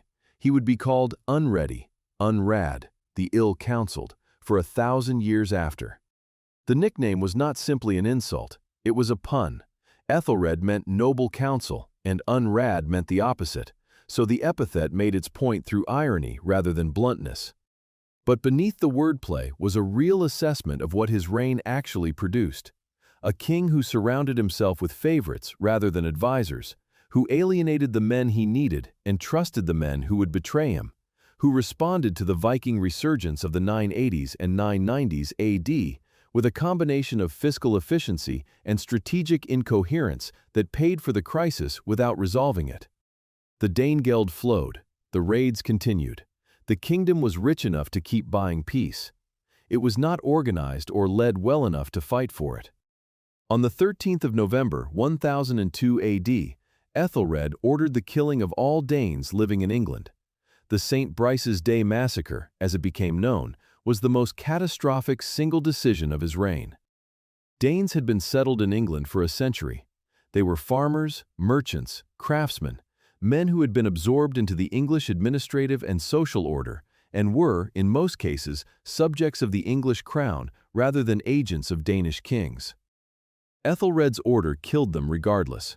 Entire families, purged from the churches where they had taken refuge, and ruthlessly eliminated in their homes. Among those probably killed was Gunhilda, who may have been the sister of Sweyn Forkbeard, King of Denmark. Whether she was or not barely mattered. Sweyn had all the justification he needed. Sweyn Forkbeard was not Guthrum. He was not interested in coexistence or in the kind of settlement that Danelaw had represented. He came in 1003 AD and again in 1006 AD and again in 1009 AD, each time more destructive than the last, each time accepting a payment that his contemporaries could see was not solving the problem, but funding the next visit. In 1013 AD, he came to conquer. He landed in the north, moved south, received the submission of Northumbria and the 5 boroughs, marched through the Midlands, and watched as Oxford and Winchester opened their gates without a fight. London, defended by Æthelred himself, held briefly, but even London submitted by the end of the year. Æthelred fled to Normandy. Sweyn Forkbeard was proclaimed King of the English on Christmas Day 1013 AD. For the first time since Alfred had stood at Egbert's Stone, England had no West Saxon king. The relief, when it came, was accidental. Sweyn died suddenly in February 1014 AD, having reigned for 5 weeks. His body was sent back to Denmark. Æthelred was recalled by the English Witan on terms, the first recorded pact between an English king and his subjects, in which Æthelred was required to promise to govern more justly and to forgive those who had submitted to Sweyn, and his council in return agreed to support his return. Historians have noted what this moment represented: a constitutional principle, however fragile, that the king's authority was conditional on his conduct. It was a direct ancestor of what Magna Carta would formally codify 2 centuries later. The Anglo-Saxon system, even in its hour of near collapse, was still generating institutional innovations. The reprieve lasted 2 years. Æthelred returned, ruled badly, alienated his son Edmund, and died in April 1016 AD, while a Danish army under Sweyn's son Cnut was ravaging the north. Edmund, called Ironside for the ferocity of his resistance, fought Cnut through the summer of 1016 AD in a series of battles remarkable for their energy and courage. He raised armies, lifted sieges, won several engagements outright, and was on the verge of reversing the Danish advantage when Edric Striona, the ealdorman of Mercia, fled the field at the Battle of Æthelstan in October 1016 AD, taking his men with him and turning English defeat from possible into certain. Edmund survived the battle but died in November, the circumstances obscure, the timing devastating. Cnut became King of England. The House of Wessex, which had governed England continuously since Alfred, was gone.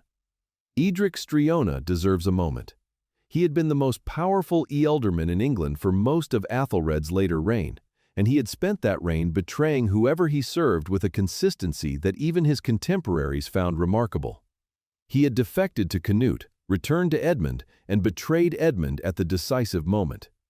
Cnut, who understood the meaning of what Edric had done, had him killed within a year of taking the throne, thrown into the Thames at Christmas 1017 AD, according to one account. The Chronicle records this without obvious regret. The structural problem Edric represented, however, outlasted him. The Anglo-Saxon system of government depended on the loyalty of its great ealdorman, and when that loyalty failed, when powerful regional lords calculated that their interests were better served by a new king than by the old one, the system had no reliable mechanism for compelling them back. Alfred had built burghs and shires and a standing fyrd. He had not solved the problem of what happened when the men inside those institutions chose not to use them. Cnut was not, in the end, the destroyer of Anglo-Saxon England. He was its inheritor. Having conquered it by force, he governed it through its own institutions, because those institutions were the only way to govern it. He kept the shires and the hundreds. He kept the sheriffs. He kept the law codes and issued his own in the same tradition, citing the laws of Edgar and Æthelred as his models. He kept the English Church and was a conspicuously devout patron of its monasteries. He married Æthelred's widow, Emma of Normandy, a move of political brilliance that tied him to both the Norman duchy and the West Saxon royal line simultaneously. He issued coins on the Anglo-Saxon model. The Danegeld he had previously extracted as tribute, he now collected as regular taxation from a kingdom he ruled as its legitimate king. His Great Council of 1018 AD at Oxford, at which Dane and Englishman sat together and agreed to observe the law of Edgar, was a formal statement that the conquest had ended and the governance had begun. The Cnut interlude, his reign from 1016 AD to 1035 AD, and those of his sons Harold Harefoot and Hartha Cnut, until 1042 AD, tested the Anglo-Saxon system in a way even the first Viking Age had not. The governing class at the top was Danish. The language of the court was, at least in part, Scandinavian. The culture was mixed in ways that were genuinely new. And yet the system persisted because it was too embedded in the landscape and the habits of the population to be removed. The hundreds still met. The shire courts still convened. The writs still went out. The coins were still struck at 70 mints across the country. A kingdom that had been conquered, twice, by Scandinavian armies was still being administered by the institutional machinery that Alfred had designed and Edgar had completed. It was the most powerful possible testimony to how well that machinery had been built.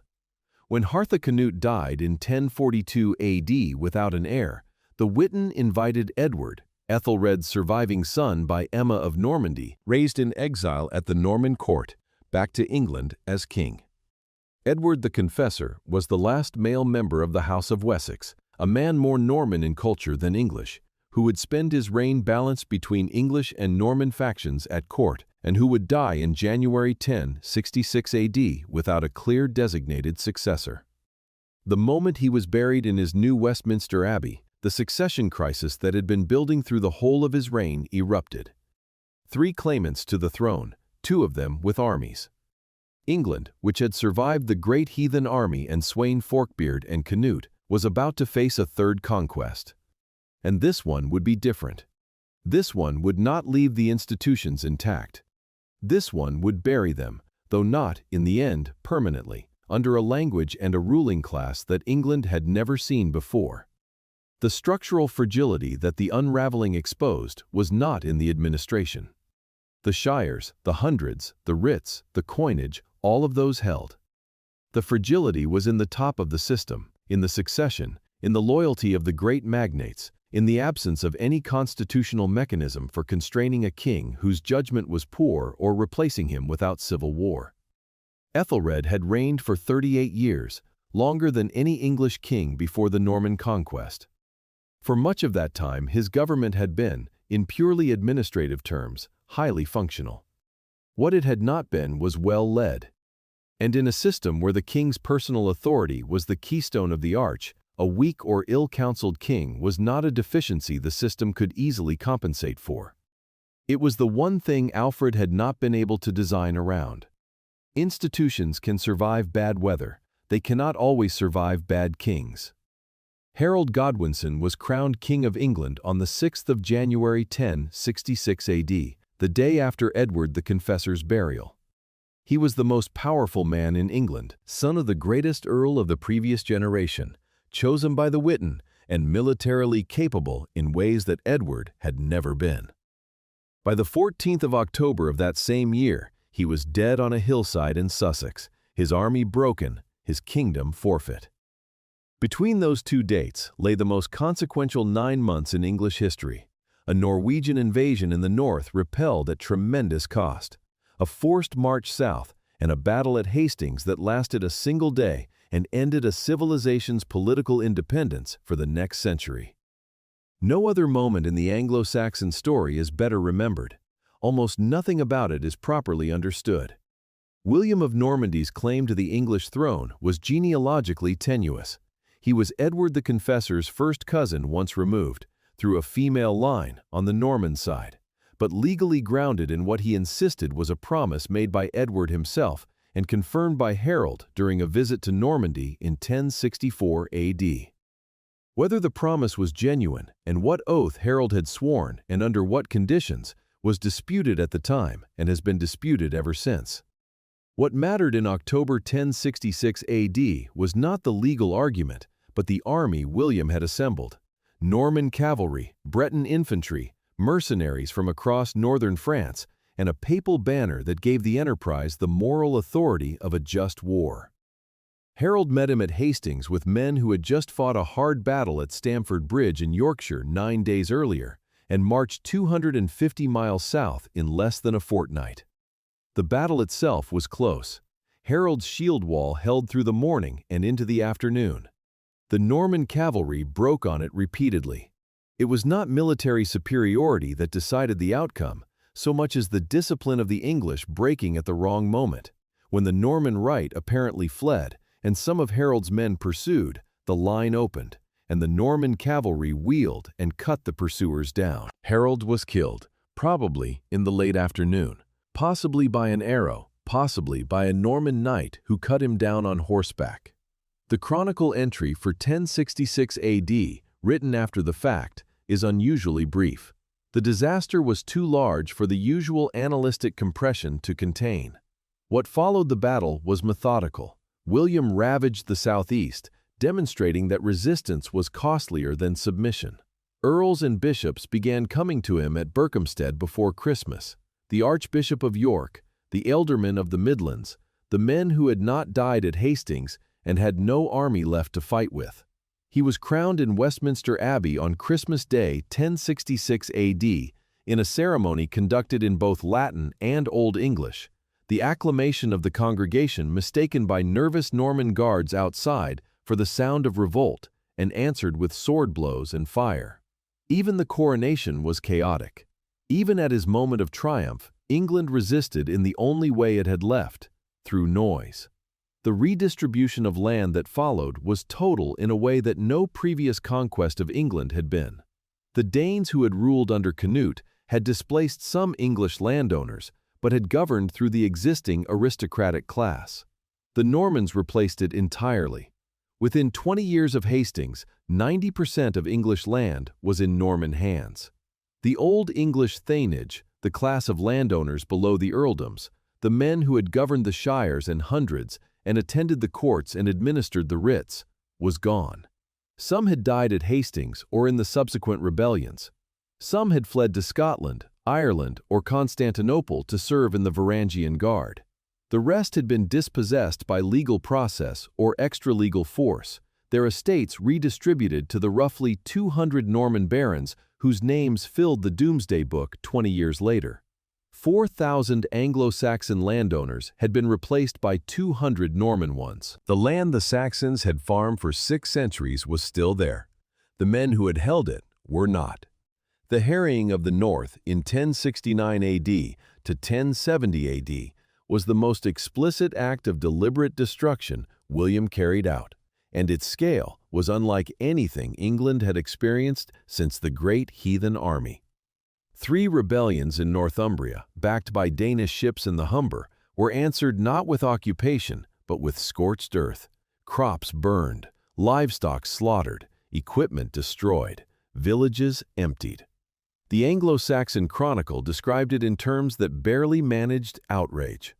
Men dying in their hundreds of starvation, the land between York and Durham reduced to wasteland, that the Domesday Survey, 17 years later, still recorded as largely uncultivated. Orderic Vitalis, a Norman chronicler writing a generation later, described William as weeping on his deathbed for what he had done in the north. Whether the tears were real or not, the devastation was. The language of power changed overnight. Norman French became the tongue of the court, the nobility, and the law. Latin remained the language of the church and formal administration. Old English, the language in which the law codes had been written, in which the chronicle had been kept, in which Beowulf and the Dream of the Rood and Wulfstan's great sermon had been composed, became the language of the conquered population, the farmers, the craftsmen, the lower clergy, the men who no longer owned anything worth recording.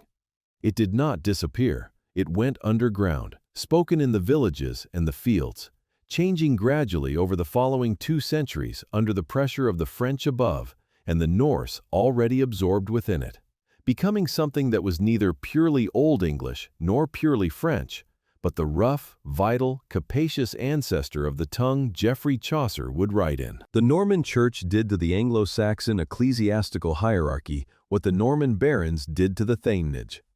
William replaced the Archbishop of Canterbury with Lanfranc of Bec, a Lombard scholar and reformer who had no patience for Anglo-Saxon liturgical traditions and no interest in the vernacular culture the Benedictine reform had produced. The old Anglo-Saxon abbots were removed, one by one, and replaced with Normans who read Latin but not Old English, and who had no particular reason to continue copying the manuscripts of a culture they considered inferior. The scriptoria that had produced Ælfric's Catholic homilies, the illuminated manuscripts of Winchester, the multiple copies of the Anglo-Saxon Chronicle, they continued to function, but their purpose shifted. They were now producing Norman Latin texts, not Old English ones. The tradition continued, but the language that had carried it was no longer the one being cultivated. And yet the Normans kept the machine. This is the paradox at the heart of 1066 AD that the standard narrative consistently underplays. William kept the shires, he kept the hundreds, he kept the sheriffs, replacing them with Normans, but keeping the office and its functions intact. He kept the Danegeld and levied it at rates that made his Anglo-Saxon predecessors look restrained. He kept the writ, initially in Old English and then in Latin. He kept the Hyde assessment system that made the Doomsday Survey possible. The Doomsday Book itself, the most celebrated administrative achievement of the Norman era, the record that every subsequent claim to English landholding for the next century would rest upon, was built entirely on Anglo-Saxon foundations.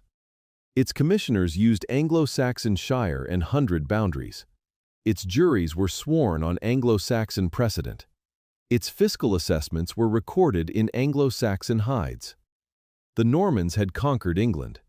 They had not replaced what made it governable. The history that was written after 1066 AD was Norman history, written in Latin by Norman or Norman-educated clerks for Norman patrons who had an obvious interest in the story it told. In that history, William was not a conqueror but a liberator. He had come to claim his rightful inheritance, to rescue England from the usurper Harold and restore it to its proper connection with the civilized world of Latin Christendom. The Anglo-Saxons in this telling were the prelude, worthy in their way but primitive, their administrative achievements unremarked upon, their literary culture invisible to men who could not read it, their royal dynasty a line of kings whose names faded within a generation because no one in the new governing class had any reason to remember them. Geoffrey of Monmouth, writing in the 1130s, would construct an entirely fictional British history centered on King Arthur that had no room for the Anglo-Saxon centuries at all. The people who had built England had been written out of the story of England, and the story England told about itself from that point on was not theirs. The process of erasure was not deliberate policy so much as the natural consequence of who now held the pen. A culture's memory is maintained by the people who write it down, and the people who wrote things down after 1066 AD were Normans, writing in Latin for other Normans. The Anglo-Saxon Chronicle staggered on in its final form at Peterborough until 1154 AD, its Old English becoming increasingly garbled as the scribes who maintained it lost their grasp on a language that was no longer being taught above them. The last entry is in a creolized form that is already halfway to Middle English. It describes the miseries of King Stephen's reign, with the plain, unsparing anger of the early chronicle entries, still bearing in its prose the ghost of the tradition Asser and Ælfric had built.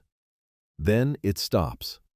The voice that had been speaking since Alfred's court in the 880s AD fell silent. It would not be heard again for centuries, when historians in the 19th century began to excavate the Old English manuscripts and read what was there and understood what they had found.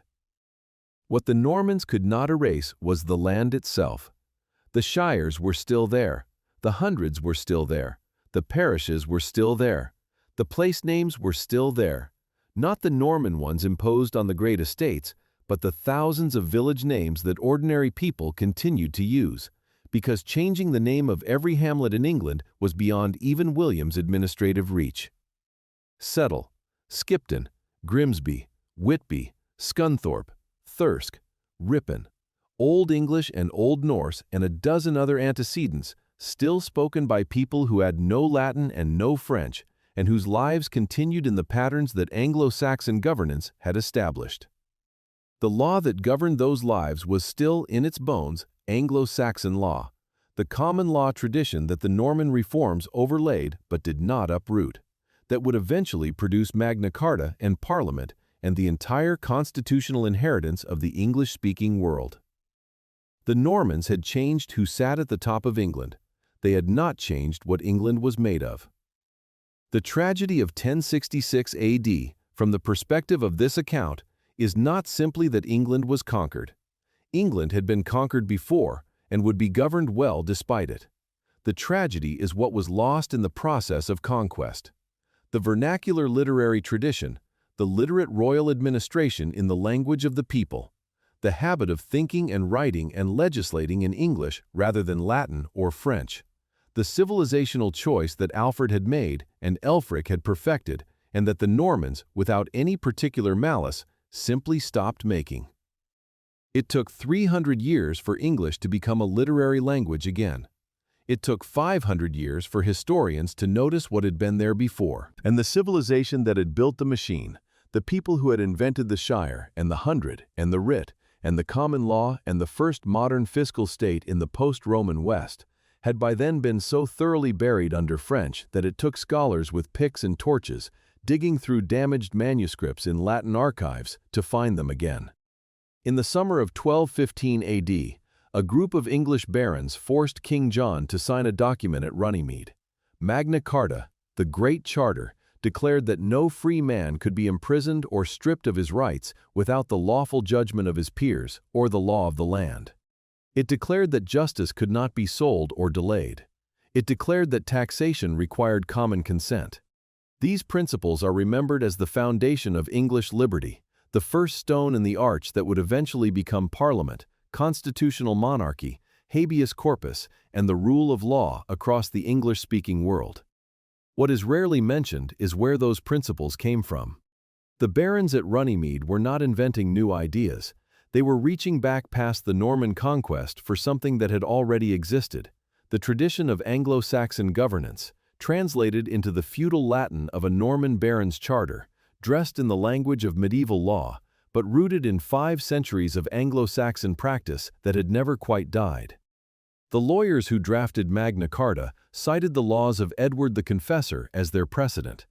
The laws of Edward the Confessor were themselves compilations of earlier Anglo-Saxon law, Cnut's codes, Edgar's legislation, Alfred's Dambach, attributed to a conveniently recent and pious English king, because citing them directly as Anglo-Saxon inheritance would have been politically awkward in a Norman court.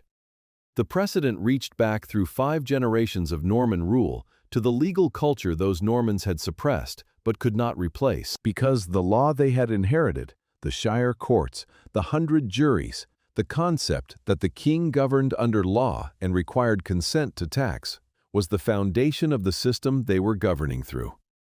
Magna Carta was not a new beginning. It was a rediscovery. The thing rediscovered was Anglo-Saxon. The Parliament that emerged from the 13th century AD was built on the same foundations. The House of Commons drew directly from the Anglo-Saxon tradition of the shire moot, the twice-yearly gathering at which the local community represented itself in governance, dispatching its 4 best men and its priest and its reeve to speak for the village before the sheriff and the bishop. The House of Lords descended in a direct administrative line from the Witan, the King's Council of great men whose consent he had always, in practice, needed. The institution that would eventually constrain and then replace absolute royal authority had been present, in embryonic form, in the governance of an island that had been Christian and literate and governed by written law since 600 AD. Parliament did not emerge from the genius of the medieval baronage. It grew from roots that were already 1,000 years old when Magna Carta was sealed. The common law, the living, judge-made, precedent-building legal system that distinguishes England and the countries it colonized from the Roman law traditions of continental Europe, has its roots in the same soil. The Anglo-Saxon habit of declaring law through communal judgment in public courts, of building legal precedent through the accumulated decisions of the hundred and shire moots, of treating law as something the community owned rather than something the king dispensed, survived the Norman conquest in the practices of those courts even after their language changed from Old English to Latin. When Henry II reorganized royal justice in the 12th century AD and began sending his judges on circuit through the shires, he was not building a new legal system on a blank slate. He was systematizing and extending what was already there, using the same shire and hundred infrastructure that Alfred had built and Edgar had codified. The common law is, in its deepest structure, Anglo-Saxon. The word law itself is Old Norse, laga, absorbed from the Scandinavians of the Danelaw and naturalized into English. Sheriff is Old English, skirgarefa, the shire reeve. County is French for what was already in English, a shire. Parliament is French for what was already in practice, the wittena gemat. The jury of 12 men that decides verdicts in English courts today is descended from the 12 sworn jurors of the Anglo-Saxon Hundred Court, who testified to what they knew of local custom and local fact. The language changed, the institution survived. You can rename a thing, translate it into another tongue, surround it with the apparatus of a different culture, and what it does, how it works, who it serves, what habits of mind it reflects, persists beneath the new label like the skeleton persists inside a body that has grown new skin. The parish map of England is the most intimate surviving record of Anglo-Saxon administrative ambition. The Church of England today has approximately 16,000 parishes. Most of them follow boundaries that were established by the 10th century AD, the network of local churches, each serving a defined community, each connected upward through the diocese to the national church, that the Benedictine reformers of Edgar's reign extended and codified across the whole country. The parish was not merely a religious unit, it was the cell of local governance, the place where the community of a village was formally constituted, where its obligations were recorded, where its members were baptized and buried and tithed. The Church of England has been reformed, dissolved, reformed again, torn apart by theology and politics, and a king who wanted a divorce. The parishes remain. They were built to last. The place names are perhaps the most democratic inheritance. Every county name in England that ends in shire is an Anglo-Saxon shire. Kent and Sussex and Essex do not bear the suffix because they were never shires. They were kingdoms before they became counties, and their older identity survived the relabeling.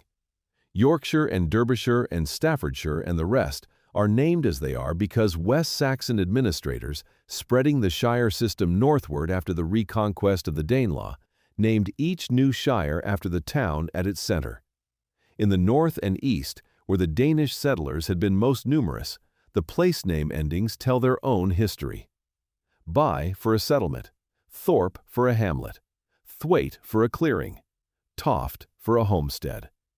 The village names of Lincolnshire and Yorkshire and East Anglia are a physical record of the Scandinavian settlement, embedded in the landscape so thoroughly that no subsequent conquest could remove them. Every time you read a road sign in England, you are reading the 10th century. The English language itself is the deepest inheritance.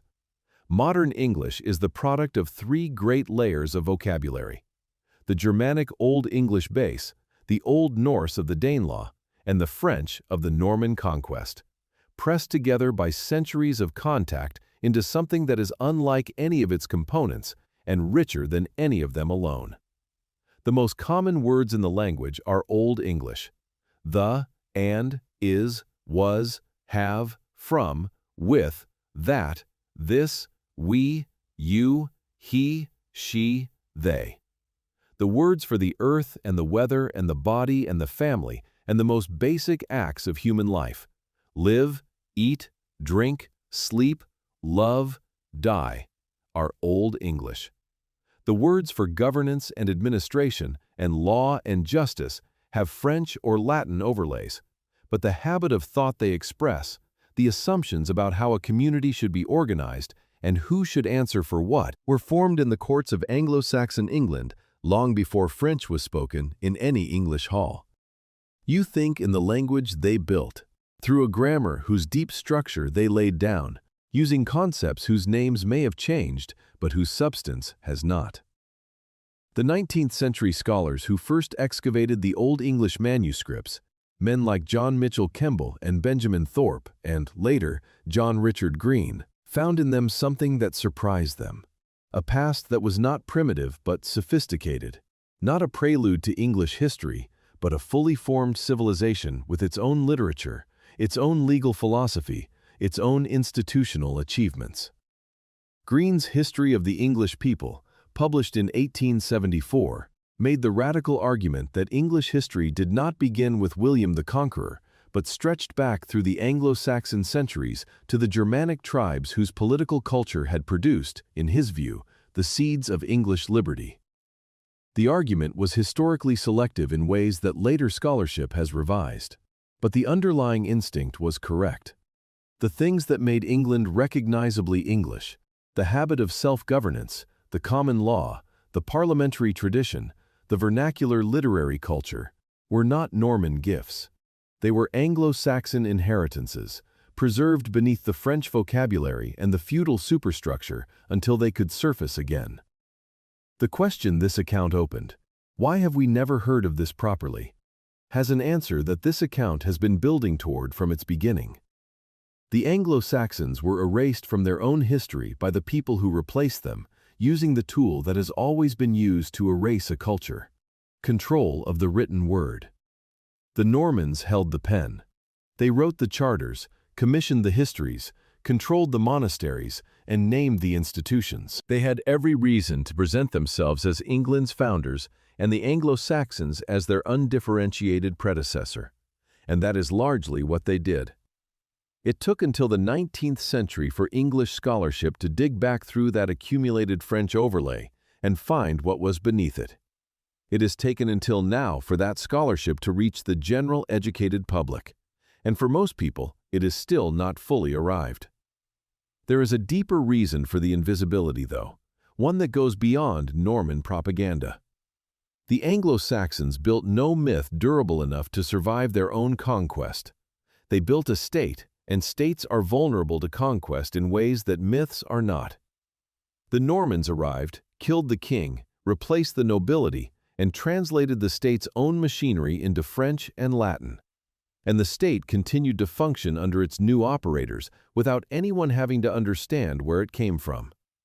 There was no Anglo-Saxon equivalent of the myth of Troy, no heroic founding narrative that carried the memory of the civilization forward even after the civilization itself had been suppressed. There was Beowulf, but Beowulf was about Danes and Geats, and was written in a language that became invisible within a generation of the conquest. There was the Anglo-Saxon Chronicle, but it ended. There was Alfred, but Alfred was quickly absorbed into a generalized English mythology that stripped him of his specific context and turned him into a symbol without making his actual achievements legible. What Alfred actually achieved is what this account has been describes. He built a system that raised silver from every hide in England, that staffed its courts with accountable officials, that carried the king's will to every shire in written words that a local man could read, that sheltered its people in fortified towns within 20 miles of wherever they lived, that taught its clergy to read and its children to write, and its whole kingdom to think of itself as a single people with a single shared purpose.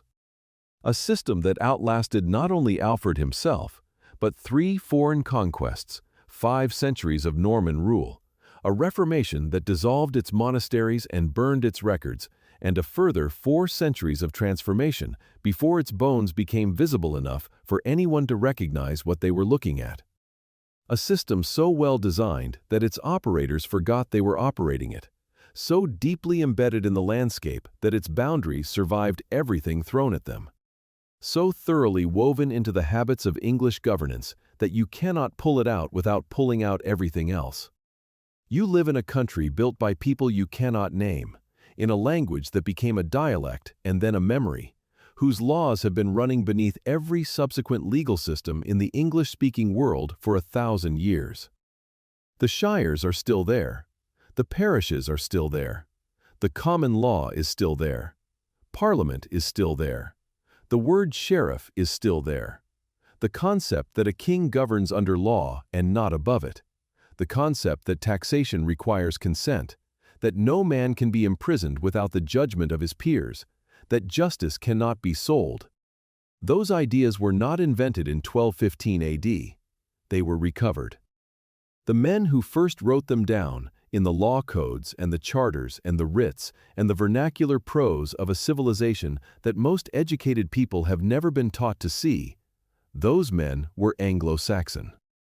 This was their country. It still is. They are simply the people who built it.